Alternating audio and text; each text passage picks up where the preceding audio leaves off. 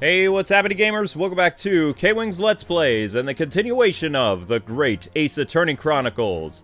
Brought to you by our friends over at Capcom, who provided a free copy for review, walkthrough, and Let's Play purposes, as well as live streaming. So, today, we're still trying to figure out who killed our buddy and why. And yesterday we spoke to a ballerina, and once again, our main lead is in trouble with the law, which... this guy can't seem to catch a break. At least with Phoenix. Phoenix got arrested and then put on trial, and then he didn't get arrested again until he was an older man. This is literally just a few weeks after the first trial, so... yeah. Oh, wow. I feel bad for Ryunosuke. He really can't catch a break. No, he can't. January 9th. First class cabin passageway. Yay! I wish we hadn't been thrown out like that. I wish we'd managed to find some clue as to what the Speckled band might be. Da-da-da. We didn't manage to investigate it all. And I imagine... Could see his little, his shirt doesn't fit. that we won't be able to get in there for a while longer. We'll never get past the sailor guarding the door. Stop please staring at my face and my crop top. He's got a tiny little shirt. I have tiny little belly button that is visible to all. He's clearly glaring at us as if to say, don't even think about it. Oh, wait a minute.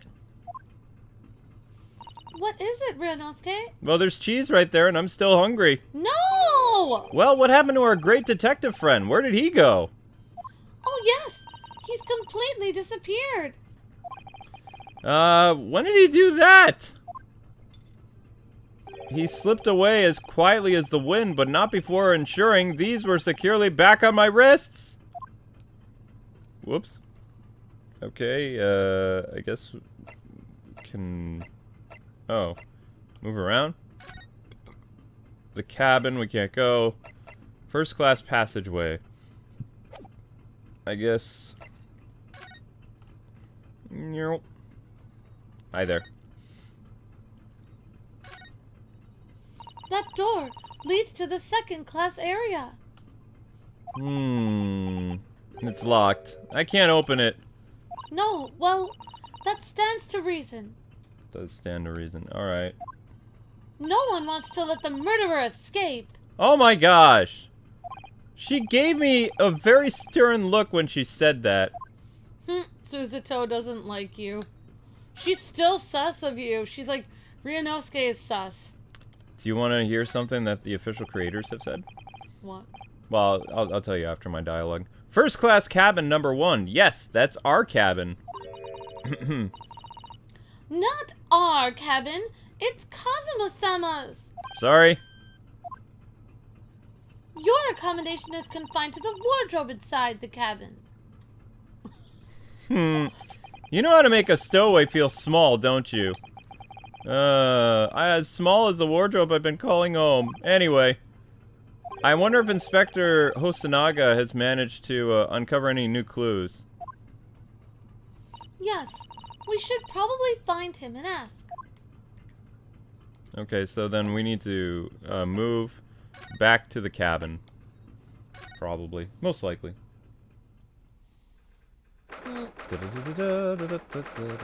Hopefully Suzuto will grow on us, chat. I know some of you guys are like, no, Maya's better. It doesn't matter what you guys say because I'm going to just shock everybody right now. What? According to the creators, she shares the same lineage with Phoenix Wright. That means she is the wife of Ryunosuke in the future. Ha! What? Oh, there's the reaction I wanted. Yup, according to Capcom. Wait, Suzuto ends up marrying Ryunosuke? The guy she's been flipping around, yes. The one that she thought was a murderer? Yes. The one that she's always mean to and telling him he needs to get in the wardrobe? Yes. Yep. He marries her? Yep, when they're older. Right now they're like teenagers, so it's not until... they haven't made a game where they're married, but... yes, it happens much later on in their life. It looks like they're still investigating here. Yes, on that subject, I wonder if Inspector Hosonaga is unscathed. What do you mean, unscathed? Surely you haven't forgotten, have you, Naruhodo-san? I mean, Naruhodo-san? Sadness? Don't you remember what he said about allowing you out of his cabin to investigate? He was going to talk to the captain about it. He said he'd lay his life on the line for you. Oh yeah, that's right. But I'm sure he was exaggerating. Let's see what he has to say for himself. He might have some new information for us. You never know. Okay. I think she's cute. She is cute. I mean, this is her first, like, real appearance. Like, her personality changes over the course of the series. She's a fan favorite, actually. A lot of people like her just as much as Maya and some other people. Let's see. I mean, you guys have to remember, like, in anime, girls do punch guys all the time. It's supposed to be funny, like... Oh my gosh! Whoa! What happened to you? Ah, you're back. Inspector, what happened? Oh no, what happened to you? Your face is... Please, don't worry about it. Why is this poor guy... They're just scratches. Maybe made by a bear, maybe? When I told the captain that I'd given you permission to investigate, he told me he'd pummel me with his fists and then tossed me overboard. What? But the pummeling was over in a flash, and he must have decided against throwing me overboard. So it was nothing, really. It looks like he wasn't joking when he said he would, like, throw his life on the line if he had to. Wow. Well, thanks to your efforts, we now know a little about the neighboring cabin. Yes, so I understand. Oh! His glasses should be all broken, too. I don't think they are. Oh. I bumped into a man being a great detective a while ago. I think his name was something of Herlock Sholmes? I don't think he was German, though. Ah, that explains it. Shall we compare notes, then? You can tell us what you found. Yeah, maybe that was his punishment for letting Ryunosuke escape, OH. Yes, let's do it. I don't know why he got beat up, but maybe for standing up for Ryunosuke. Probably. What? Nina is in the cabin next door? The famous ballerina? Do you know who she is? Please, what self-respecting ballet fan wouldn't know that graceful angel? Oh my gosh. Whoops, I think I upset him there. Yeah, I think so, Ryunosuke. Well, that tells us that the neighboring cabin is unrelated to the case at hand. At least. How? Because angels don't go around committing crimes, do they? Whoops, now I've definitely upset him. Inspector, has your investigation in here proved fruitful? If I'm honest, there's very little more I can do. Our duty is to make sure that the scene isn't disturbed, ready to hand over to Hong Kong police. So I'm just keeping watch here, trying not to take my eyes off the job. Oh, I see. Ah, there is one thing. I do have a small piece of new information for you. Oh, what? What is that? Yes, do tell us, Inspector, please. The new information. Da-da. Da-da-da-da. What is this new information, Inspector? Quite right. It's this. The medical officer has finished his examination of the body. I managed to obtain the report. Oh! Kazuma's post-mortem report? Sounds so excited. Yeah. Kazuma-sama. So, what was the cause of death? Damage to the cervical vertebrae is what's written in the report. His neck was broken? Yes, it would seem so. There was no obvious wounds or signs of injury. So, at first, I think they were considering poison. But it turns out that they found no trace of poison in his system at all. Well, what weapon was used then? Nothing has been found as of yet, but the fact that there are no signs of a wound suggests it may have been a blunt object, something that wouldn't leave a mark. Oh, I see. All the body's nerves run through the spine to the brain. A strong enough impact to the neck could induce death. It is a possibility, and no obvious wound would be left. Poor Kazuma. I have a second copy of the report. If it might be useful, you're welcome to have it. Really? Wow, are you sure? Yes, it's fine. I trust you. Okay. After all, if I didn't trust you, I'd never have agreed to you leaving this cabin in the first place, would I? Ah, that's true. So true. The post-mortem report was added to the court record. So, the reason why she's so broken up is because she had a crush on, Kazuma first. They're also technically, after Kazuma's father died, he was adopted into her family. So she's like his stepsister, sort of. Oh, wow. But, you know, she liked him before they became related. So. Oh, wow. Yeah, it was one of those, you know. Oh, Mr. Sholmes was here, was he not? She was Iris and he was Barry. Kind of, yeah. Yes, he seemed to be enjoying himself a little too much as he crept about on the floor investigating. But then he suddenly left. I suppose he must have become bored? It's hard to look at him when he's all beat up like that. Yep. Did he say anything at all? Actually, now that you mention it, yes. Just one thing. But he practically shouted it. "It's shoe polish," was all he said. Shoe polish? I wonder what he meant. It was when he was over there by the piece of broken glass. Did you see? Oh, that's her. Ah, perhaps he was talking about this brick-colored mark, do you think? Ah, yes. That must be it. Dun, dun, dun, dun. But how could Mr. Sholmes know that it's shoe polish?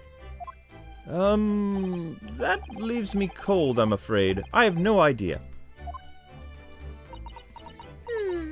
What is it? Well, my name's Susato, by the way. Kazuma-sama was wearing leather shoes with a very dark tan hue. Dark tan? A sort of dark brownish red, then? Yes, a little like the color of red wine, but darker. I often repaired them for him. Oh, does this mean that this mark was made by the polish of Kazuma's shoes as they scuffed on the floor? The marks on the floor have been added to the court record. Maybe he was pushed and broke his neck.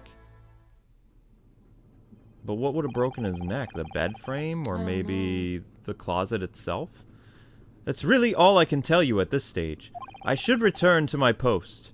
My fellow crewmen's eyes are boring into the back of my head. Yeah, that might be the best. Thank you. Poor Inspector.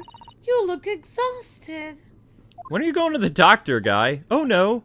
Well, I feel terrible that I failed to protect Kazuma. He was my responsibility. Dude, don't bring up his name constantly. Of course, my pain is nothing compared to yours. You were his friends. The truth is, I seem to have had a heavy head ever since I woke this morning. A heavy head? That's interesting. Oh, maybe somebody did something to him. My head's still throbbing too. Maybe they knocked you guys out the night before so you couldn't hear anything or do anything. Because he said he was always watching the door and then his head was heavy, so was yours. Maybe they knocked you out and him out. Maybe they knew you were in that wardrobe and knocked you out so you wouldn't wake up. Yeah, that's true. I don't know. Great to see you guys in the chat. Hope everyone's day is going great. This is where Kazuma spent his final moments writing in his diary. 1:23 a.m. I can hear a faint whistling sound. 1:35 a.m. What looks like some sort of speckled band is dangling from the ventilator grill. Looking at the writing here on this page, it's almost impossible to believe that he's gone. Kazuma-sama left us a valuable clue in these words. I'm sure of it. We have to solve this mystery, Naruhodo-san. We will. Probably. I keep forgetting that Susato is actually an assistant inspector also. She is a judicial assistant. She can't, at this point in time, she's not allowed to be a lawyer. So. Oh, because she's a girl. Right. They don't allow women in court. No, not yet. That's not until later on. Although I think she gets special permission because there are court cases that take place in England where she is actually helping you in the courtroom. Oh, wow. Yeah. So this ventilator joins Miss Nina's cabin, huh?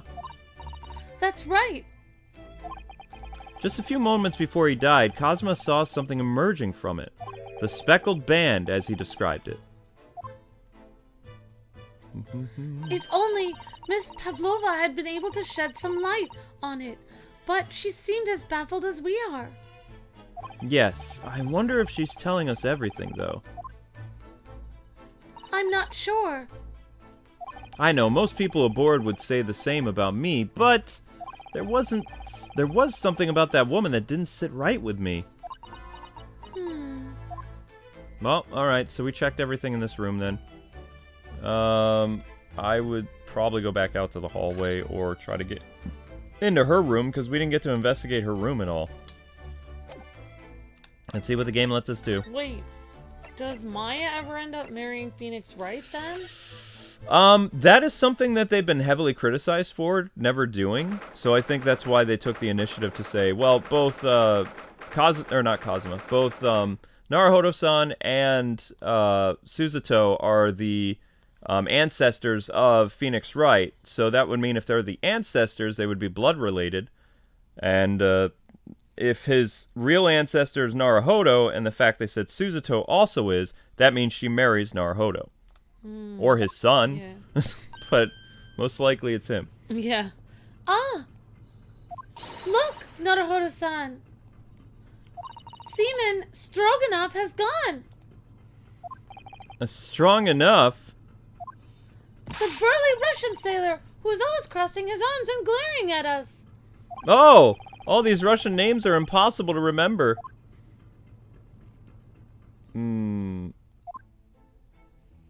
Tra-la-la-la-la?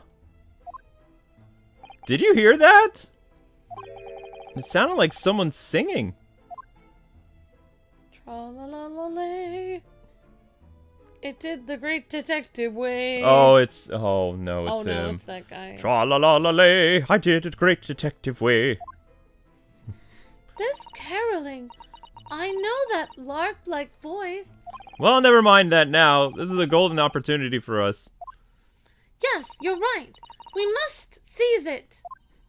Let's get inside Miss Pavlova's cabin while we can. Definitely, before Stringy Knot Crewman comes back. It's Stroganov, not Stringy Knot. I don't know. Okay, let's go inside the cabin. I guess Ryunosuke can't pronounce words very well, or names. No, I mean, he's not... Wow, her cabin is in such... There's a bowl on the floor now. She's not even hiding the animal. There's only a couple things that can eat from a bowl. And it's not a dog, she said, so it must be a cat. That's my guess. So Miss Nina isn't back yet. Oh! Susato-san! Where's she gone? Oh! Hey! What are you doing? Those are her private things! There's not a moment to waste, Naruhodo-san! We must investigate as quickly as we can! I suppose you're right, for Kazuma's sake. Also, the bookcase is all messed up again. Yeah. Not just for Kazuma-sama. What do you mean? It can't be long now until we arrive at port in Hong Kong. I don't want you to be in those handcuffs when we get there. Really? We must solve this case, Naruhodo-san, by ourselves if we have to. Yes, we will. She cares about you. Yeah, that's cute. Okay, bookcase is all messed up again. Oh, she's the only one on this whole ship that has your back. Yep. All the books have toppled over together. Look, every single one. Do you think that's the god of the sea, perhaps? He's toppled too, though. It's exactly the same as the bookcase next door. In Kazuma's cabin. No, she fixed it. Perhaps Miss Pavlova was practicing a difficult ballet pose and fell against the bookcase. I don't know. Would she really be practicing ballet on the same night she ran away from the ballet company? All right, then. It must have been you. You lost your temper and knocked them all over in a fit of rage. Not everything bad that happens on the ship is because of me, you know. See, the god of the sea must be that statue. Oh. She said he must have knocked it over, but he's knocked over too. I guess that's a subtle Japanese joke. Probably, yeah. Well, anyway, I'll set them all straight again in here too. I don't like seeing things in disarray. She always likes fixing things. There we go, okay. it's fixed. It's fixed. Okay. Well. I guess this would be important. Ah, yes. They're displayed in the cabin, too. Look. The rules of passage. Passengers must not keep weapons or dangerous objects in their cabins. Pets are also strictly forbidden. I suppose Miss Pavlova realized that she needed to keep the contents of her case a secret after she read this. Her special friends, I mean. I wonder where her friend has disappeared to now. He's probably having fun exploring the ship, I imagine. I just hope Seaman Stroganoff doesn't find it and throw it overboard. Oh, yeah, so do I. That would not be good. We have to call it her special friend so she doesn't get in trouble for having a pet. Wow, she's really organized, though. Examine the suitcase. Oh my! Miss Pavlova's case is open! Yep. And also, we don't have a name for this episode, so I just need to take a second and write down.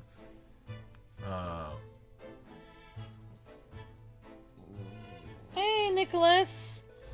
Says, what movies do you enjoy watching? I don't know. I mean, I like DC movies, and I like chick flicks, and I like movies with Jennifer Garner in them. I liked the Snyder Cut. That was good. I also like Disney movies, like happy Disney movies, like I don't know, Aladdin and stuff. All right. Okay. Yeah. So we called this episode Pavlola's Room, Unbreakable, Speckled Band, Chapter 2. Okay. So you already said, did you say your line, or yeah? Oh yeah. Oh my, Miss Pavlova's case is open. Da da da. What is everyone's favorite kind of movies to watch in the chat? What kind of movies do you guys like to watch? It's completely empty inside, but according to the great detective's great deduction, she was hiding her special friend in there. Yes, a friend that she had to keep secret. Because you're not allowed to bring animals aboard the ship. I wonder what kind of animal she had in there. And more to the point, where is it now? I mean, if it's a cat, cats, if they don't know you, they'll hide. There's lots of places it could hide. Under the bed, inside the closet. There's a... Oh. Looks like she's getting ready to leave. Naruhodo-san, are you there? Sorry, I'm right here. Yes. Why? Oh, good. I thought you might have climbed into the wardrobe when I wasn't looking. There's no place like home. Wow, she's savage. Believe me, I don't have strange compulsion to jump inside every single wardrobe I see, you know? It's not like, oh, look, a wardrobe. I think I'll jump inside and go to sleep. It doesn't work that way. Wow, this girl reminds me of somebody I know. Well, anyway, I'm not sure anyone could fit inside this one. It's full of beautiful outfits. I suppose they're all stage costumes. I was rather hoping we might find Miss Pavola's friend hiding in there, but no such luck. Why do we want to find her friend so bad? Why does it even matter? Maybe her friend is in that drawer on the bottom. I thought that drawer had a... I think that what's his name's death was accidental. I think because he's a stickler for the rules, even though he had a sword, I think he saw the cat, chased it around the room, and he accidentally fell into the furniture and broke his neck. I think it was completely... It's gonna be something dumb like that. That's what I'm feeling, because I don't see her as a murderer. She's a tiny little person from Russia that's fleeing, probably, like, you know, when the Russian family was being attacked by, like, people in the 1800s, like the whole, like, you know, Anastasia thing. Yeah. She might be a royal that's fleeing, so I can't see that she would kill somebody. That's my guess, is because there's scuff marks on the floor in the other room. Like, maybe he tripped over the cat and fell halfway across the room. So this ventilator connects to Kazuma's cabin next door. Yes, although what a fool a shipbuilder must be to open a ventilator into another room. Ah, maybe it's so that if there's a gas leak next door, the occupant of this cabin would notice and raise the alarm, probably. Or the occupants of both cabins would die of a gas poisoning. That's a possibility too. Anyway, last night Kazuma wrote that he saw a speckled band coming out of this ventilator. Okay, so... Thanks for all the awesome comments in the chat, guys. And, sorry, guys. We can't always read all the comments, right? Everything you guys are saying, because we're kind of doing a lot of dialogue, but we'll try to get to them when we have a chance. Hey, there's one of those things next to Kazuma's cabin, too. Yes, it's a bell cord. I can't resist. She pulled it. She barely hesitated there, and she gave it a good tug, too. They want a servant to come in and bring food. No, I didn't actually expect anyone to come. We don't want them to. We're trying to investigate a secret. Oh, right. Sorry, Ryunosuke. I forgot. Alright, so this time... Super cute. She's adorable. She's a lot of fun. Okay. I'm glad Capcom said that. There are just a few books on the desk, nothing else, but by the looks of it. So, apparently there's this official art where, you know that one evil girl died and got the chair? The one who, like, messed with, Phoenix? So when she went to the afterlife, waiting for her is Sasuto, and she's a ghost, and she's like, oh, hello there, and the evil girl's like, what? And then Sasuto goes, Sasuto punch! Susato, yeah, and then what's his name is standing there as a ghost, and he's like, you probably shouldn't have messed with her boy. And she's like, that's right, because, you know. Yeah, it's his mom, but not his mom. It would be like his great grandma, probably. Something like that. All right, there are just a few books on the desk, nothing else by the looks of it. Well, Miss Pavlova only ran away from the ballet last night. She's hardly occupied this cabin for any time at all. That's true. I wonder what kind of books she likes to read, by the way. Let me see. Yes, I see. It would seem that Miss Pavlova enjoys reading books written in Russian. Oh my gosh. Thanks. I think I probably already knew that, though. She speaks. It's rude to ask too much of people, Naruhodo-san. Kindly remember that. Alright, so... I feel like that little... What is that little wooden thing on the ground? Gotta examine everything, then we'll look at everything. I've investigated thoroughly, but I can't find anything out of place. Wooden basket. I suppose every cabin has a waste paper basket. Shall we have a little look and see what's thrown away? Naruhodo-san! It's poor etiquette to go sifting through someone's rubbish, you know?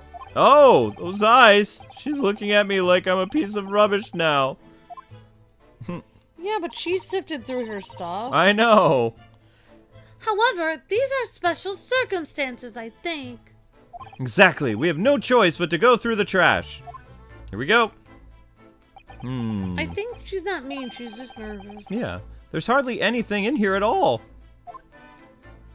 Oh well. Oh, well, that's a little disappointing. Yeah, it kind of is. Alright, so the tea kettle next. It would seem this teapot is empty. So the natural conclusion is that the Russians are a very thirsty people. What? Or, because Miss Pavlova only came into this cabin last night, she hasn't had the chance to make any tea yet. I mean, it could be either. It's definitely what they're excessively thirsty. I'd lay 1,000 to 1 on it. Probably. Huh? Maybe. You're rather obstinate, aren't you, Naruhodo-san? Alright, so only thing left to examine is the milk bowl. The saucer. They're probably gonna call it a saucer. I wonder what this little saucer is doing on the floor. Haha! I know old English terms! Yes, it doesn't look like it's been dropped. More like it was put there deliberately. Oh, do you think there could be a leak in the roof just above here? What? A leak? Is this ship quite safe? I'm sure that even if there's a little leak in the roof, it doesn't mean the whole ship is going to sink, I think. No, you're right. Of course you're right. She's really trying to persuade herself, isn't she? Okay, well, we looked at everything. So they really... I guess that's everything. I mean, there's the door. There's the door. Well, I mean... This cabin door is the same simple sort of bolted latch that our cabin door has. And the bolts drawn across, there's no way anybody could enter this cabin from the outside. Yes, it's not a particularly heavy-duty bolt, is it, Naruhodo-san? But still, it would slide across of its own accord, would it? I mean, it wouldn't slide across. No, and the door is made of metal, so there's no chance of trickery using magnets to unbolt it from the outside. And it seals up perfectly, too. So stop any seawater coming in. I mean, to stop it. So you couldn't use the method you told me of, passing a thread through a crack around the closed door either. I seem to know a lot of tricks for opening doors. I'm starting to see why they suspect me. Yeah, why do you know so many things about opening doors without keys? That's true. Alright, do you see anything else that would need to be scanned? There was a little thing of the bottom drawer of the wardrobe. I don't know if that was a separate thing. No, they're all counting it as done. Done. That can't be clicked on. That's done. Light at the top. The light? I don't think the light can hurt anybody. I guess we have to leave the room. There's nothing else we can do here. I think we clicked on everything. We did! Except for her bed. And the... Bed doesn't count. The bell thingy? We did click the bell. See? Okay, we're done. We're done. Time to go back. Move! Dun, dun, dun, dun, dun, dun, dun. That was cute music. It was. Well, the guy's still not here. Oh, very cool movies, guys. Very nice. Oh! Everyone said what their favorite movie was in the chat there. He's back! Oh, this guy. Huh. Oh, it's Mr. Sholmes. Look. Wow, you never know where he's going to turn up next, do you? Nope. He seems to be stealing a book as something he sings to himself.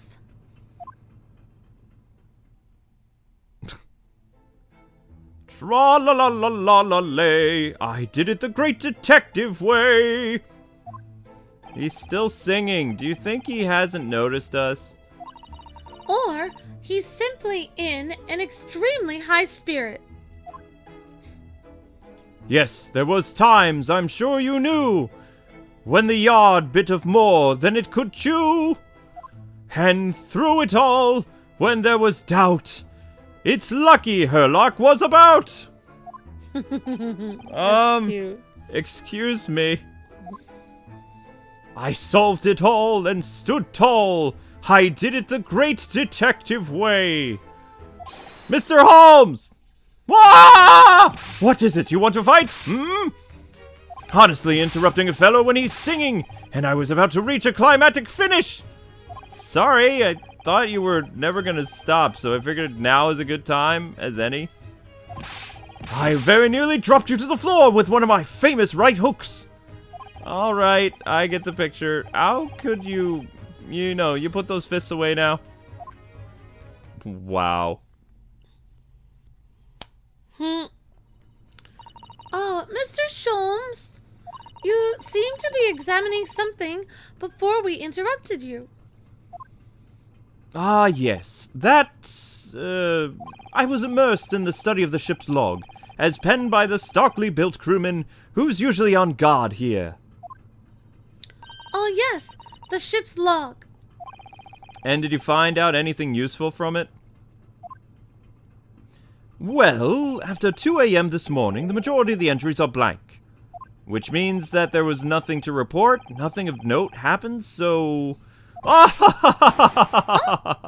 You truly are a student of the land of the rising sun.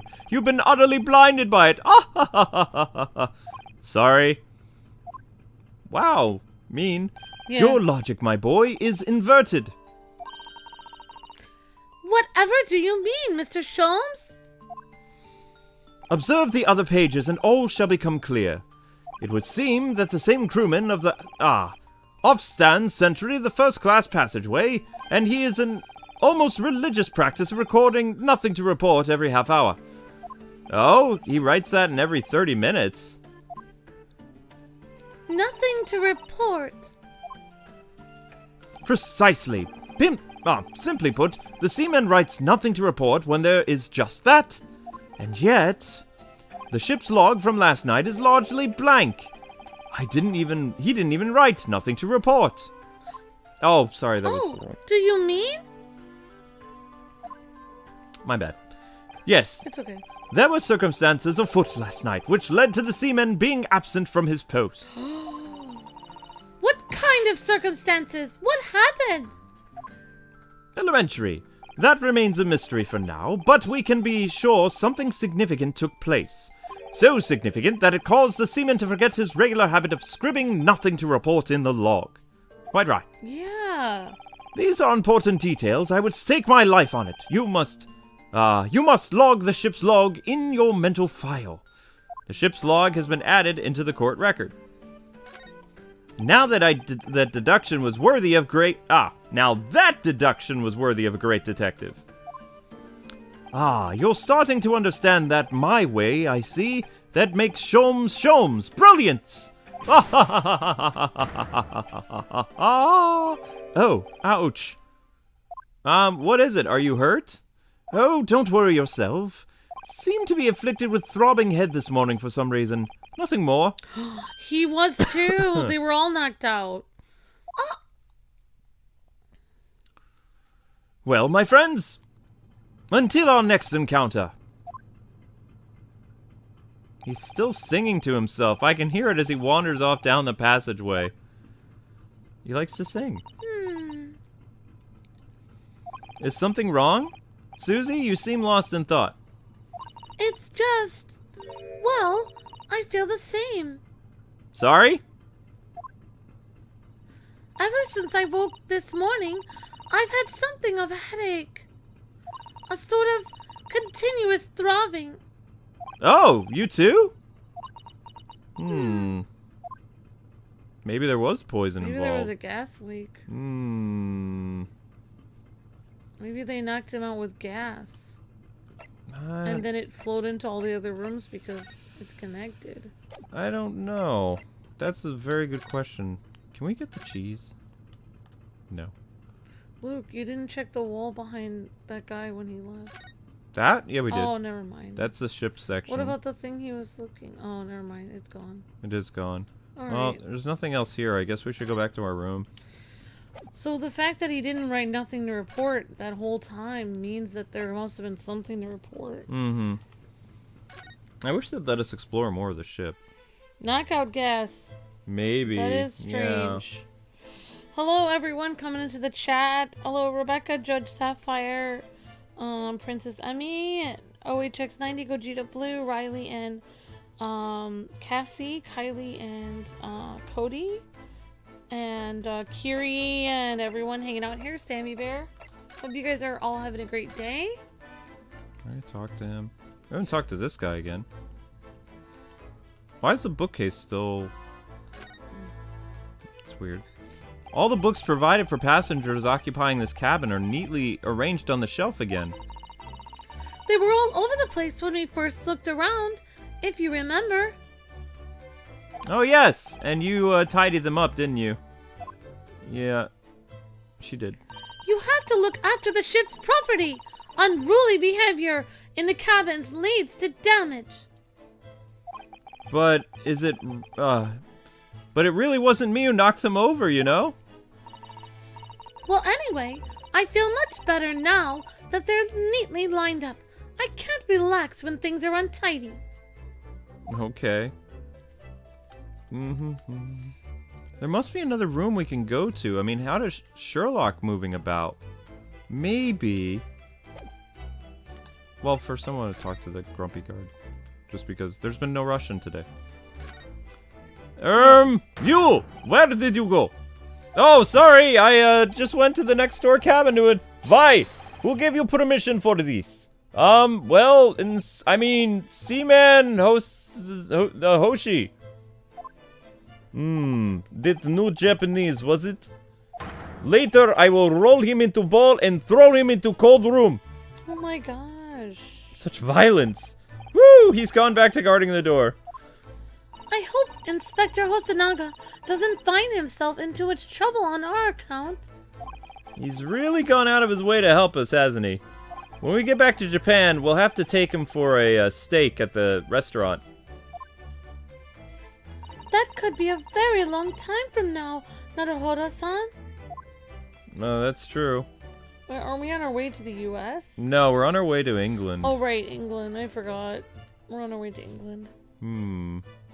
Alright, I think that's everything in this room again. Why was... Oh, wait. Wait. Why was Susato going to England, though? I didn't examine the scuff marks. So it's clear that these letters were written with ink that was somehow spilled on the floor, and they spelled the Russian word for wardrobe. It does seem to be an unambiguous pointer to you, Naruhodo-san, if you were sleeping in there. As you were. But to be truly, ambiguous, wouldn't it have just spelt out my name, don't you think? Well, either way, one fact remains. It's hard to imagine that Kazuma-sama would have written his last words or a word in Russian. Which begs the question of who did write it? Probably someone who speaks Russian, obviously. That should be anyone on this ship. Yeah, I mean, there's anyone a whole... except for the Japanese people here. Also, I mean, if his neck was broken, wouldn't you need somebody really strong to break it? Like, most of these Russian guys, like, B. Stroganoff in general is a big guy. You know? I'm just saying. I mean, I don't necessarily think he did it, but... all the sailors are really tough. How in the world did Sherlock Holmes get about?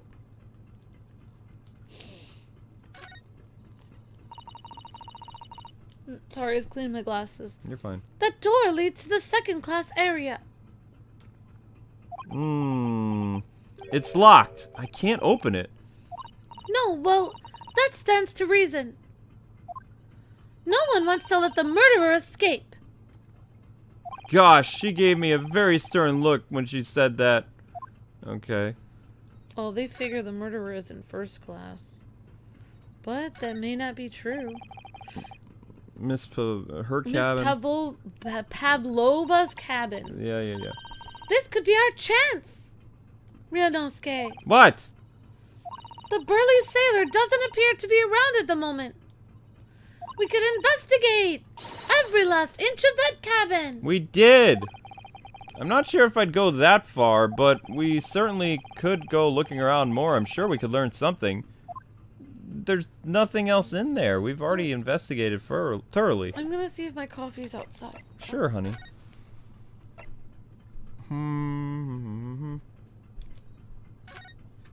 We've already done this. Oh my gosh! Oh, no, never mind. Something happened. Oh, what's that? There's an emergency! Oh my gosh, the alarms are going off. Shut down the engines immediately. Vessel sighted quarter mile 4. Full stop, hard to starboard. All hands brace for impact. What the? I think we're about to crash into another ship. What?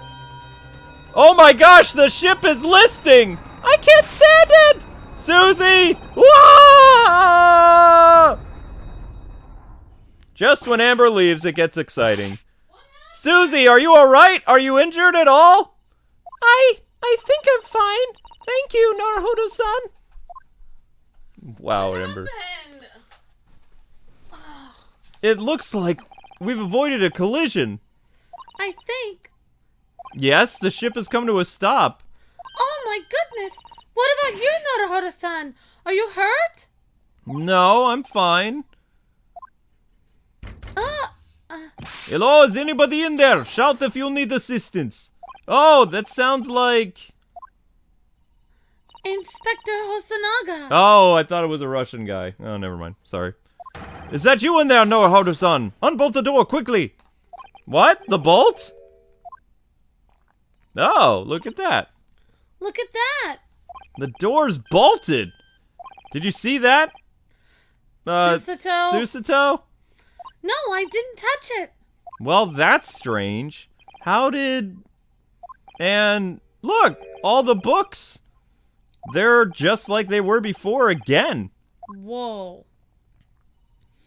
Naruhodo-san, aren't you going to open the door and let the inspector in? Oh yeah, I should probably do that. I'd better tidy this place up first. No, you just messed with... Okay. Our violent emergency stop had solved one mystery at least in a very vivid way. But I knew that what awaited us on the other side of the cabin door would not be pleasant. I hurried around and tidied everything up around the cabin with a new sense of foreboding in my heart. Oh! Well, that's too early. We gotta go. We gotta continue. Oh, wow, Luke. Yeah, that was... See, why was the other episode 2 hours and 40 minutes and this one was 40 minutes? We're doing more. It's too... That's not right. I have a feeling these are gonna be shorter now. Maybe. I hope. I hope so. Well, I may regret this, but let's go. You will regret. I will regret this. The 9th of January. The Miss... SS Borea. Yeah. Miss Pavlova's Borea. cabin. Yeah, in her cabin again. Somehow, the door to the cabin we were in ended up bolted after we made an emergency stop. Susato, yeah, took a deep breath and then gently slid back the bolt. Dun-dun. You, what are you doing in Miss Nina's quarters? Ah, you're both unhurt. Good. Yes, we're fine. Thank you. What on earth happened? We heard something about how we were going to collide with another ship? Yes. It appears to have been a false report, though. Oh, well, how did it happen? Well, there's a dense fog outside, so it's extremely difficult to see. Someone must have thought they saw a ship ahead or something. The person obviously triggered the alarm, and that's why we made an emergency stop. Everything is chaos. Passengers are screaming, crew running around like scared chickens. This first-class area is the only quiet part of the ship at the moment. Oh, I see. Someone triggered the alarm? Does that mean that someone pressed that button outside? Oh! You wicked intruder! Dressed all in black! You are the devil! What? Sorry, me? I've been called a lot of things before, but devil is a first. You opened my traveling case! How could you? What? No. We didn't touch it. That's right, Miss Pavlova. It was already open when we came into your cabin. Inspector! Yes. Arrest this man! I know he did it. He's a criminal. Is it not enough that he has killed a man? Duh! And he is stowaway as well. Vixen promises not to steal chicken. Do you believe? Take him away. He is a trespasser as well as everything else. Stowing away, trespassing, killing. She's right. You are devil. It doesn't look good, does it? There is cell below deck. Throw him in. Tomorrow we dock in Hong Kong. Then we give you straight to police. Wait! A cell? Please, Inspector Hosonaga, is there nothing you can do? This is a Russian vessel. I really have no jurisdiction here, I'm afraid. After my last effort to appeal to the captain's good nature, I think I'm out of options. Oh no, you got beat up. This is terrible. This is a real crisis. I've got to find a solution. Immediately! Oh my gosh, wow. Well, I just thought of something. So, see how that was all knocked over because the alarm went off? Yeah. And they mentioned that if you put the alarm off, the entire cabin would reach a screeching halt and stop immediately, no matter who put the alarm on. Oh, he's on the wall. Why? What the? What are you doing up there? Mr. Holmes! Why are you wearing the tiara? Naturally, I was analyzing the weight of 20,000 rubles. Feels like on my head. I have not told you that as a detective, it is my business to know what other people do not. Aha! This is merely tomfoolery, my boy. Ho ho! Well, why are you hanging from that hook before then? Isn't it obvious? To properly assess the weight of the 20,000 rubles, naturally. I wish to determine if it would bend that conceited-looking hook on the wall, so full of brag and bouts. I never knew whether to take this man seriously or not. You again, the great detective. Aha, Inspector! I confess I've been looking for you. I have something to report most urgently. Well, you might try looking for me somewhere other than a hook on the wall next time. What is your to report? Speak! An urgent report from the great detective can mean but one thing. Okay. Yes. The case of the curious murder that took place last night here on this vessel, the steamship, has been solved by me, naturally. Oh! What? Really? Yes, quite right. I have eliminated all other possibilities. None other explanations exist. So, allow me to illuminate all your minds. For I am no doubt to reveal my great detective's greatly admired great deduction to the case. Oh no. He's gonna mess it up and you're gonna have to fix it. Yeah, pretty much. You have solved it? Even Hedgehog understands this case. We all know who is responsible for killing student boy this morning, when we found criminal in wardrobe. Is the stowaway, and his handcuffs prove it. I didn't do it! The trouble is, there doesn't appear to be anyone else who could have killed the victim, because everyone knows the cabin door was bolted shut from the inside. That means the culprit must be someone who was inside the cabin. Yes, it's what's called a locked room mystery in detective stories. Lock the room, that is point. The room was locked?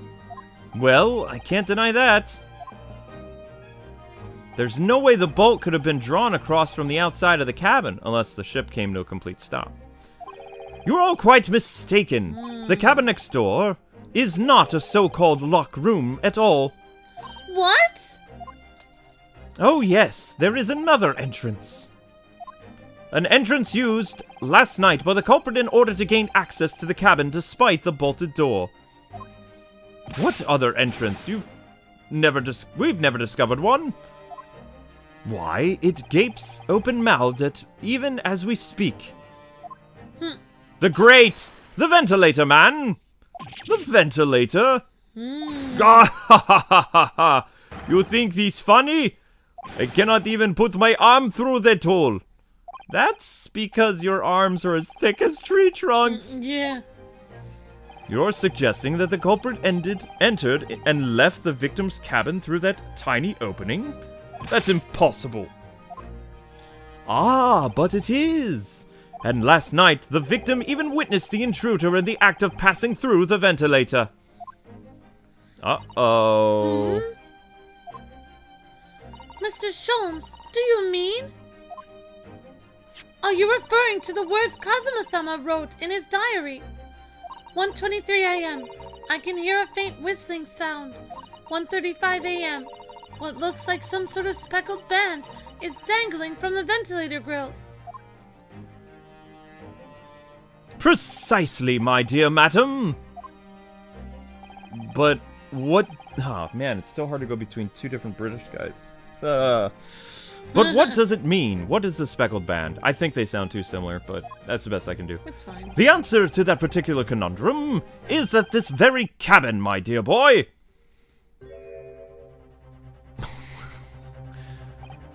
Mr. Sholmes, what are you doing? He's getting excited. There is a distinct element of danger, but fear not, I am ready. What I'm about to expose for all of you to see will shock you to your cores. Behold! Kia! Ah, what the? Ah! Ah! It's a snake! Gosh! It is... Allow me to introduce you all to the band, the Speckled Band. Oh my gosh. A snake? Indubitably.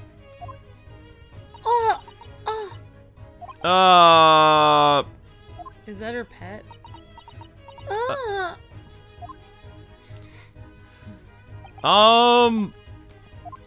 Mr. Sholmes, just one thing.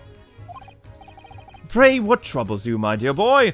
Well, that snake isn't really speckled, is it? It looks more stripy, wouldn't you say?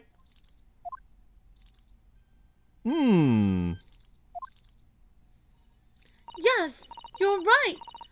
I think in this case you'd have to call it the striped band, wouldn't you?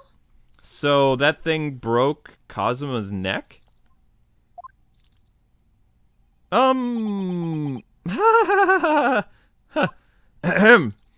You both see and observe with distinction. However, do you not think that is precisely the trap into which the culprit wishes you to fall? Oh my goodness! Really? It's a trap? How exactly? I think perhaps it is time I explain the intricacies of my train of thought. Are you ready, Miss Nina? I'm sorry for the young man who died, but that is all. His death has nothing to do with me. This whole thing has nothing to do with me. There are two conclusions I've drawn from the facts. Number one, last night your friend infiltrated the victim's cabin. Oh! And number two, that same friend was responsible for the victim losing his life. No! See, he is an idiot savant. He's not an idiot, because... Oh, I know that. Yeah. I'm just telling the chat, too, guys. He's an idiot savant. He's a Pink Panther guy. I think he's right on the ball this time. She's turned as white as a bowl of white rice again. Sholmes must be right. He's hit the nail on the head. By Jove, he's done it. This young woman's friend killed Mr. Asogi. It looks like he can't speak with that snake coil around his head. Maybe we should get it off. I would advise as little movement as possible, Seaman. You wouldn't want the fangs of that long friend in your neck. So everyone, let us begin. Herlock Sholmes is proud to present his logic and reasoning spectacular. Ooh. Oh, here we go. The Great Deduction. The game is afoot. Yay. Once again. Intruder's identity. Ooh. Miss Nina, moments ago you claimed the following. His death is nothing to do with me. This whole thing is nothing to do with me. End quote. Yet you cannot deceive yourself. Yes, when you recalled these horrid events, your aching heart smarts with pain. And it is the very pain that the evidence your inextricable link to the victim's death, I think. So we ask, what was the nature of this intruder that stole into the victim's cabin that, portentous night? Dun-dun-dun. Why, naturally, it was the friend with which you boarded this vessel with, was it not? Ah, as I suspected. Another telltale glance. Without a doubt, your friend is withering serpent we see before us. I mean, that would cause me to freak out if that was in my cabin. Yeah. And yet that leaves the fact in this quandary. The victim's written observation on the night in question tell of a speckled band. There's no way he can breathe with that thing on him. Whereas, regrettably, this specimen's markings do not fit that description in any way. What explanation can we give, pray? What was this sight that fell upon the victim's eyes that night? No. No, don't look at me. This has nothing to do with any of this. Oh, but it does. You have the answer to this quandary even now behind your back. Yes, that which you're trying but failing to conceal can only be a snake sloth's skin. Evidently, that subtle and horrible crime, this most deadly friend of yours, shed its original skin, no. I don't know what you're... Oh. And I don't know what you're talking about, no! Last night, through the ventilator visible in this cabin, your then speckled friend slithered next door. That didn't even come out right. Blech. Using the bell cord on the other side as the bridge, the serpent silently descended into the victim's quarters. Oh, wow. In the dim of light, it appeared to the young gentleman who was about to lose his life as a speckled band. In summary, the nature of this friend of yours, which last night infiltrated the scene of the crime, is a rare breed of snake, whose markings change each time it sloths its skin. A snake so dreadful, you can only imagine it would be found in the deepest depths of India. Why does she have it then? Dude, why does she have it as a pet? A beloved speckled snake. How Mr. Asogi died. Deduction. Moving on, we come to the heart of the matter. The grim demise of the victim. By the way, guys, I'm speed reading this because Sholmes' little thing can take quite a while, so trying to make up as much time as possible. How did this young man lose his life, and why? I'm actually playing it into his character now because he's super hyper and crazy, so it works. According to the data for which we have been appraised, it would appear that there were no visible signs of injury.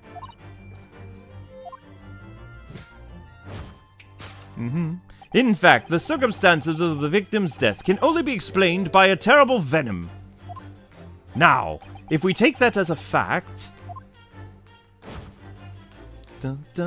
we can reasonably imagine that there remains evidence to affirm it at the scene of the crime. Oh no! Could there be?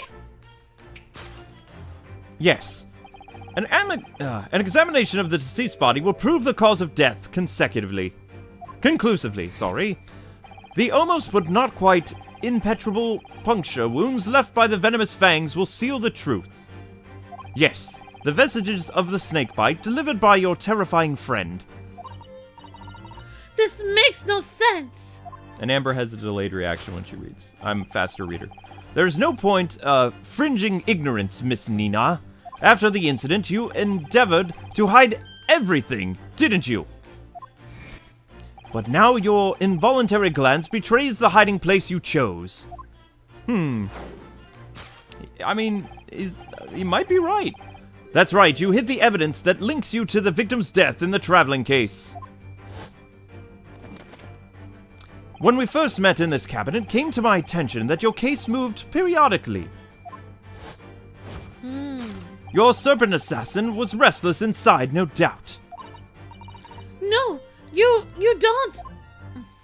It is telling that the victim made a note of a lowly whistling sound that he heard minutes before his end. That was your signal, was it not? The sound you had used to train your serpent friend.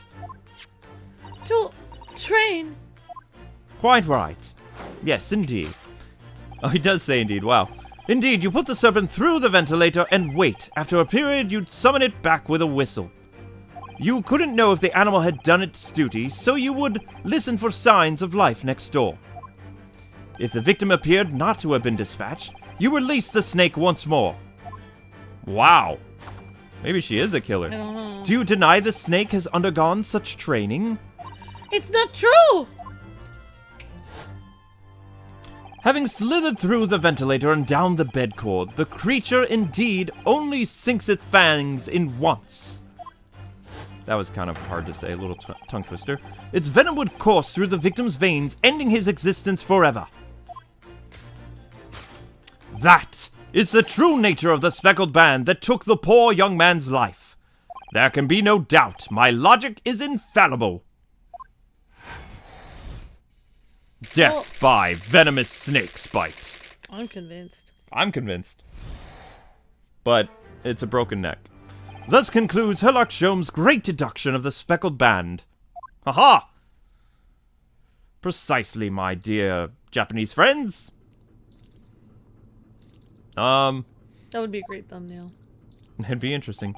Miss Nina has trained her snake as a killing machine. There on the floor, you observe a saucer of milk. The promise of food is the key to training any creature. Incredible! You solved the mystery! Amazing! Your great deduction really lives up to its name, sir. I see now why Herlock Sholmes has become such a household name. My dear man, it was nothing remarkable. As the Russians could say, I have done it with one left hand. Uh-oh. Could I venture an opinion, Mr. Sholmes? But of course, what's on your mind? It's just about your deductions before. Some things don't quite make sense to me. I welcome questions as to my methods, and I will answer both loudly and proudly. Oh, well, good. First of all... She opens her book. Snakes are egg-laying creatures, part of the reptile family. You are well informed, madam. And reptiles, don't drink milk. It's really only mammals that like to drink milk, you see? So, I'm not sure it would be possible to train a snake using milk as a reward. No matter. No doubt Miss Nina used other treats to encourage her pet to do her bidding. Haha! Milk was merely an example. The logic holds. Well, there is something else. Snakes have no ears. Ah! Yes, so I'm not sure it would really be possible to signal to a snake by whistling. But, madam, what of the tales from Arabia? Have you not heard the snakes that dance to the sounds of a flute? I think that perhaps the performers play their music in time with the snake's natural movements. Oh, I see. No hands, no feet, no ears? These creatures are so inept to be practically useless. Don't take it out on the snakes, Mr. Sholmes. There is one other thing. You have more? Snakes use the scales on their bellies to propel themselves. So, I'm not really sure that a snake could manage to climb up a flat bell cord like the ones of these cabins. Then it should try harder. Please, don't be angry with me, Mr. Sholmes. The point is, even if the snake had gone through the ventilator to the cabin next door, it couldn't have come back without help. What I'm trying to say is that there are a number of reasons why it's difficult to imagine the snake could have been a part of this.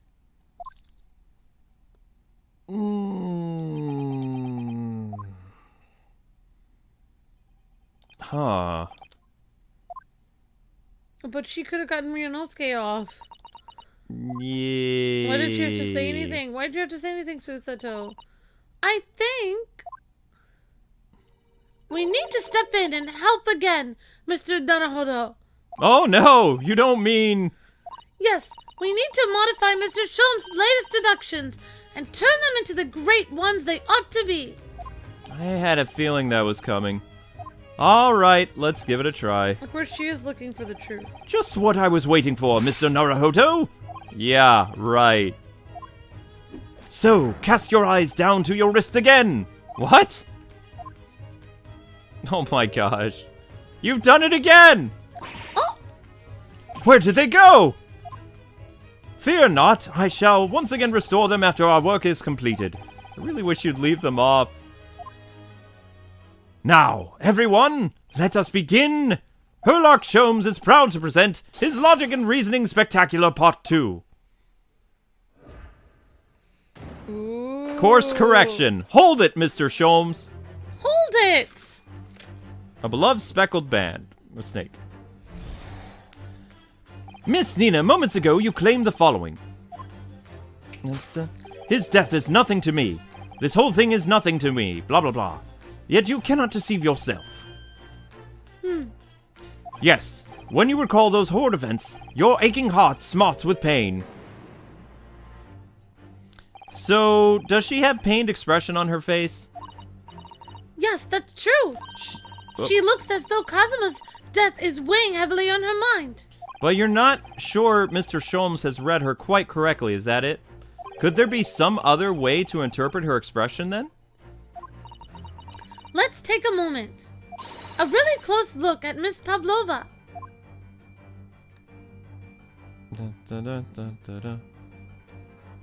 There was something by her hands. Oh, you're right. Scratch mark. And Oh, yeah, you're right. I see it.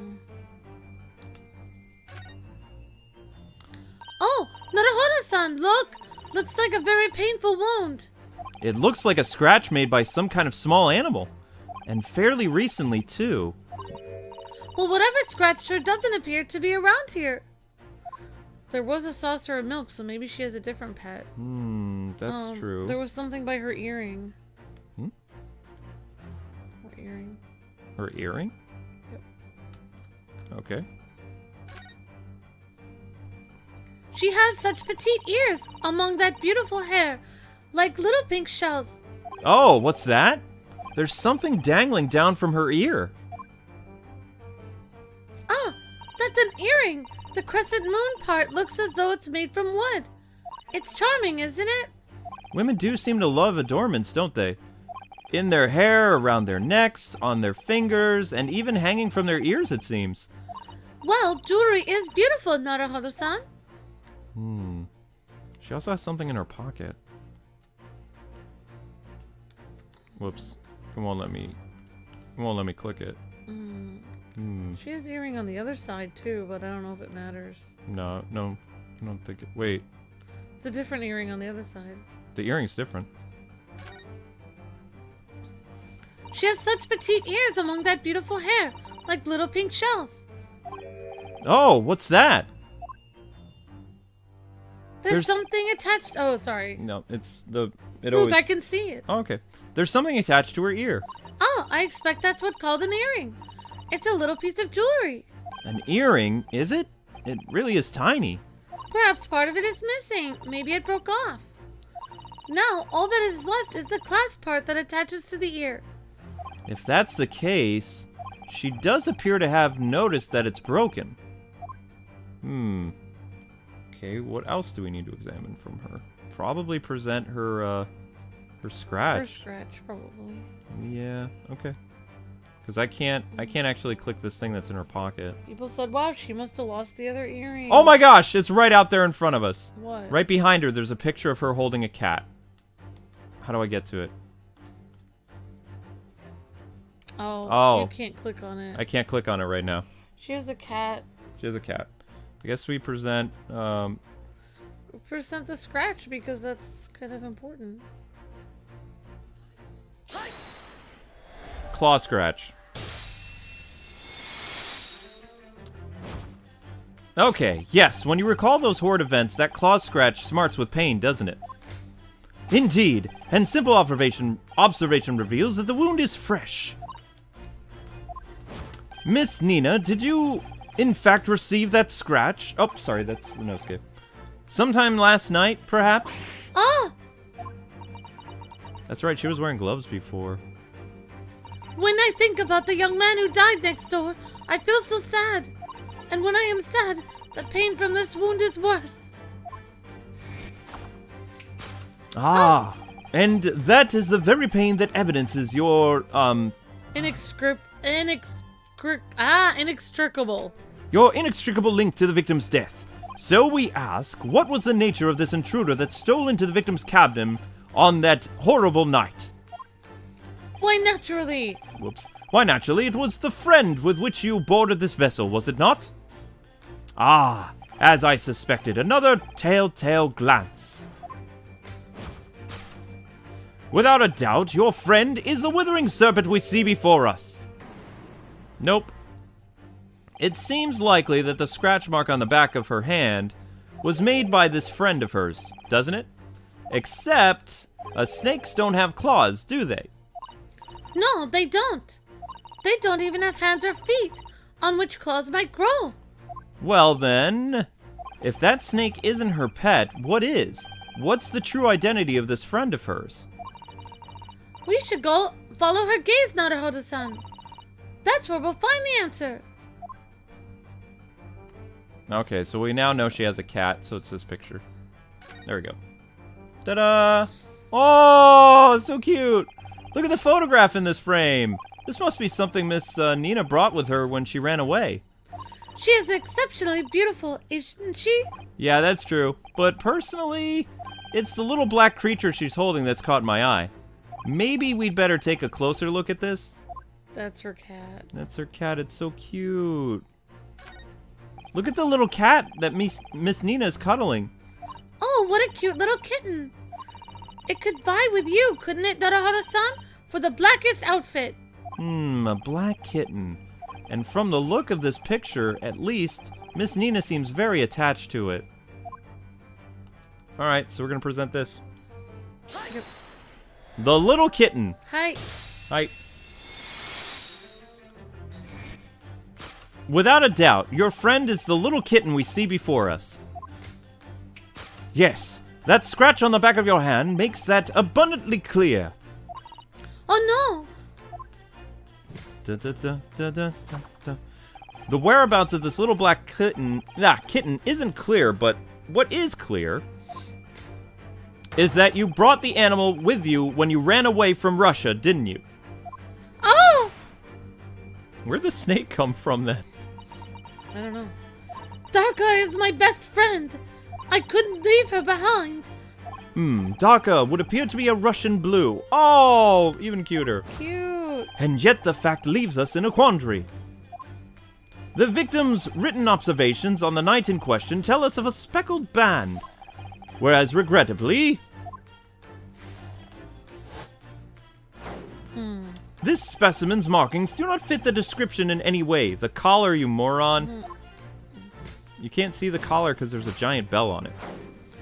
What explanation can we give, pray? What was this sight that fell upon the victim's eyes last night? She has something in her pocket. No! Don't look at me! This has nothing to do with any of this! Oh, but it does! You have the answer to this quandary even now, behind your back. Yes, That which you're trying to but failing to conceal would be the snake sloth's skin. Did you see that? He just took something out of her pocket and hid it behind her back. If she'd just left it in her pocket, no one would ever have known. Oh yes, ploys like that are Mr. Shom's specialty. He's ever so cleverly forced her to reveal something. I thought deduction was his specialty, or maybe making me believe that was a ploy too. Anyway, I find it hard to believe that's the skin of a snake. In which case, just what is Miss Nina hiding behind her back? I mean, it looks weird. What is that? It does look like a snake skin. Does she have 2 pets? I don't know. Well, it is Speckled, and it is a band, but... what is it? It seems to be soft and fluffy. A long piece of cloth of some sort. And that looks like a handle on one end. I think it may be... oh. Thinking maybe a cat's toy. This sort of is common in the West, apparently. How is that a toy for cats, though? Cats like to chase the band around and paw at it. Kittens in particular love that sort of play. You only need to wave it in front of them, and they pounce to catch it. Aww. Haha, that sounds positively adorable. A cat's toy. Okay, well, I guess we'll present it. Cat's toy. I've never seen a cat's toy look like that, though. I don't know. Yes, the thing that you're trying to but failing to conceal is, a cat's toy. Precisely, and the true nature of the now infamous Speckled band. Ah! Ah! And what? Ah, and it was this toy that you dangled through the ventilator. Da-da. You waved it around, I presume. Naturally, the victim could not fail to notice it. But why? For what reason? My dear boy, there can be only one answer to that quandary.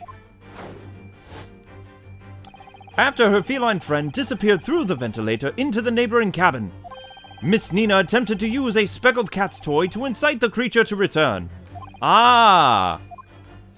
Oh! In summary, the nature of this friend of Miss Nina's, which last night infiltrated the scene of the crime,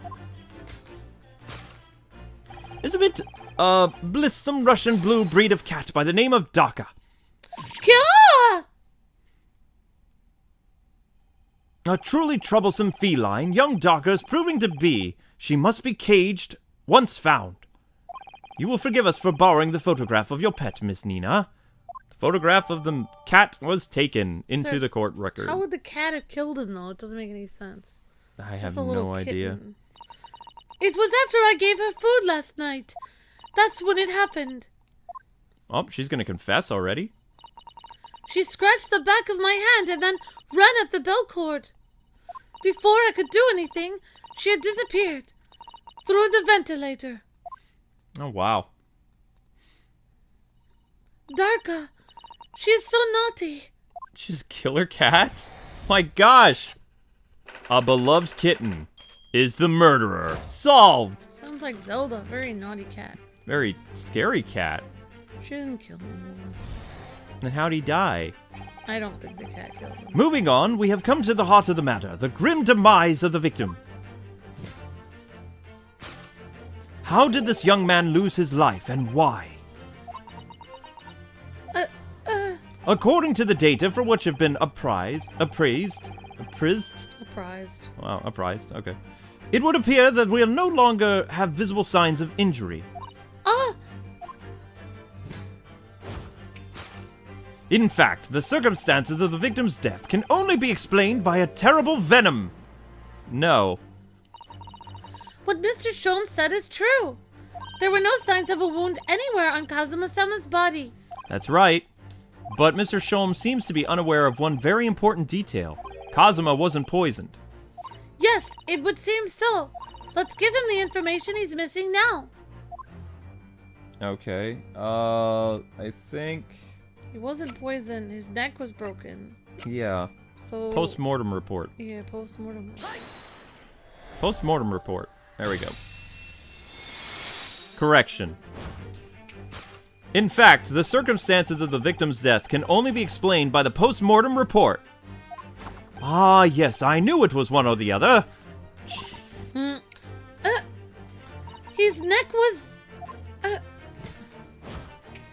Indeed, the breaking of the cervical vertebrae is fatal. Only that Goliath would be strong enough to survive that. Seaman Stroganoff isn't some immortal freak, you know. The jury is out. Anyway, we have one good authority that the victim's neck was broken. Now, if we take that as a fact... We can reasonably imagine that there remains evidence to affirm it at the scene of the crime. Oh no! Could there be? Yes, an examination of the deceased body will prove the cause of death concisively. I think that's... Conclusively. Oh, dang it. Kazuma died because his neck was broken. In other words, he was probably struck by something or someone. Yes, that's a distinct possibility. As of yet, no weapon has been found, though. Presumably, Darka didn't silently creep up behind Kazuma and deal him a fatal blow. I suppose. It's possible that he had to fall and hit the ground awkwardly. It could have been a terrible act of misfortune that he broke his neck completely by accident. Oh yeah, a bad fall could explain it. It's rather hard to believe of Kazuma-sama, though. He wasn't a clumsy man. Well, we need to fix this deduction somehow. Is there anything from the scene that would explain what happened? We've already been over it so many times. I mean, there's scuff marks on the floor. You're doing great, honey. You're just reading so much. I mean, I would be stumbling over my stuff. Well, I also know that the Sherlock Holmes stuff takes quite a while. I don't want this to be a 2.5-hour stream. So... I mean, I wish there was a way to save in the middle of it. Yeah, but you don't know when it's gonna end. You could start the episode and only have like a few minutes left. That's why it's always good to, do it the way that we're doing it. Alright, I mean,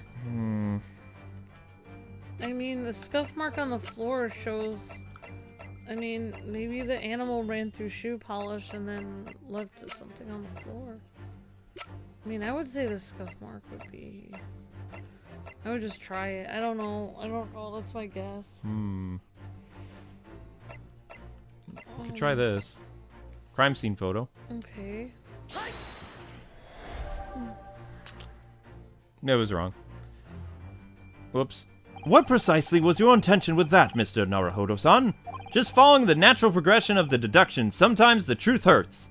Well, the truth is, you do not have the turn for observation or deduction. Did that hurt? Ouch. Yes! A lot! We'll try yours now. You said the scuff marks.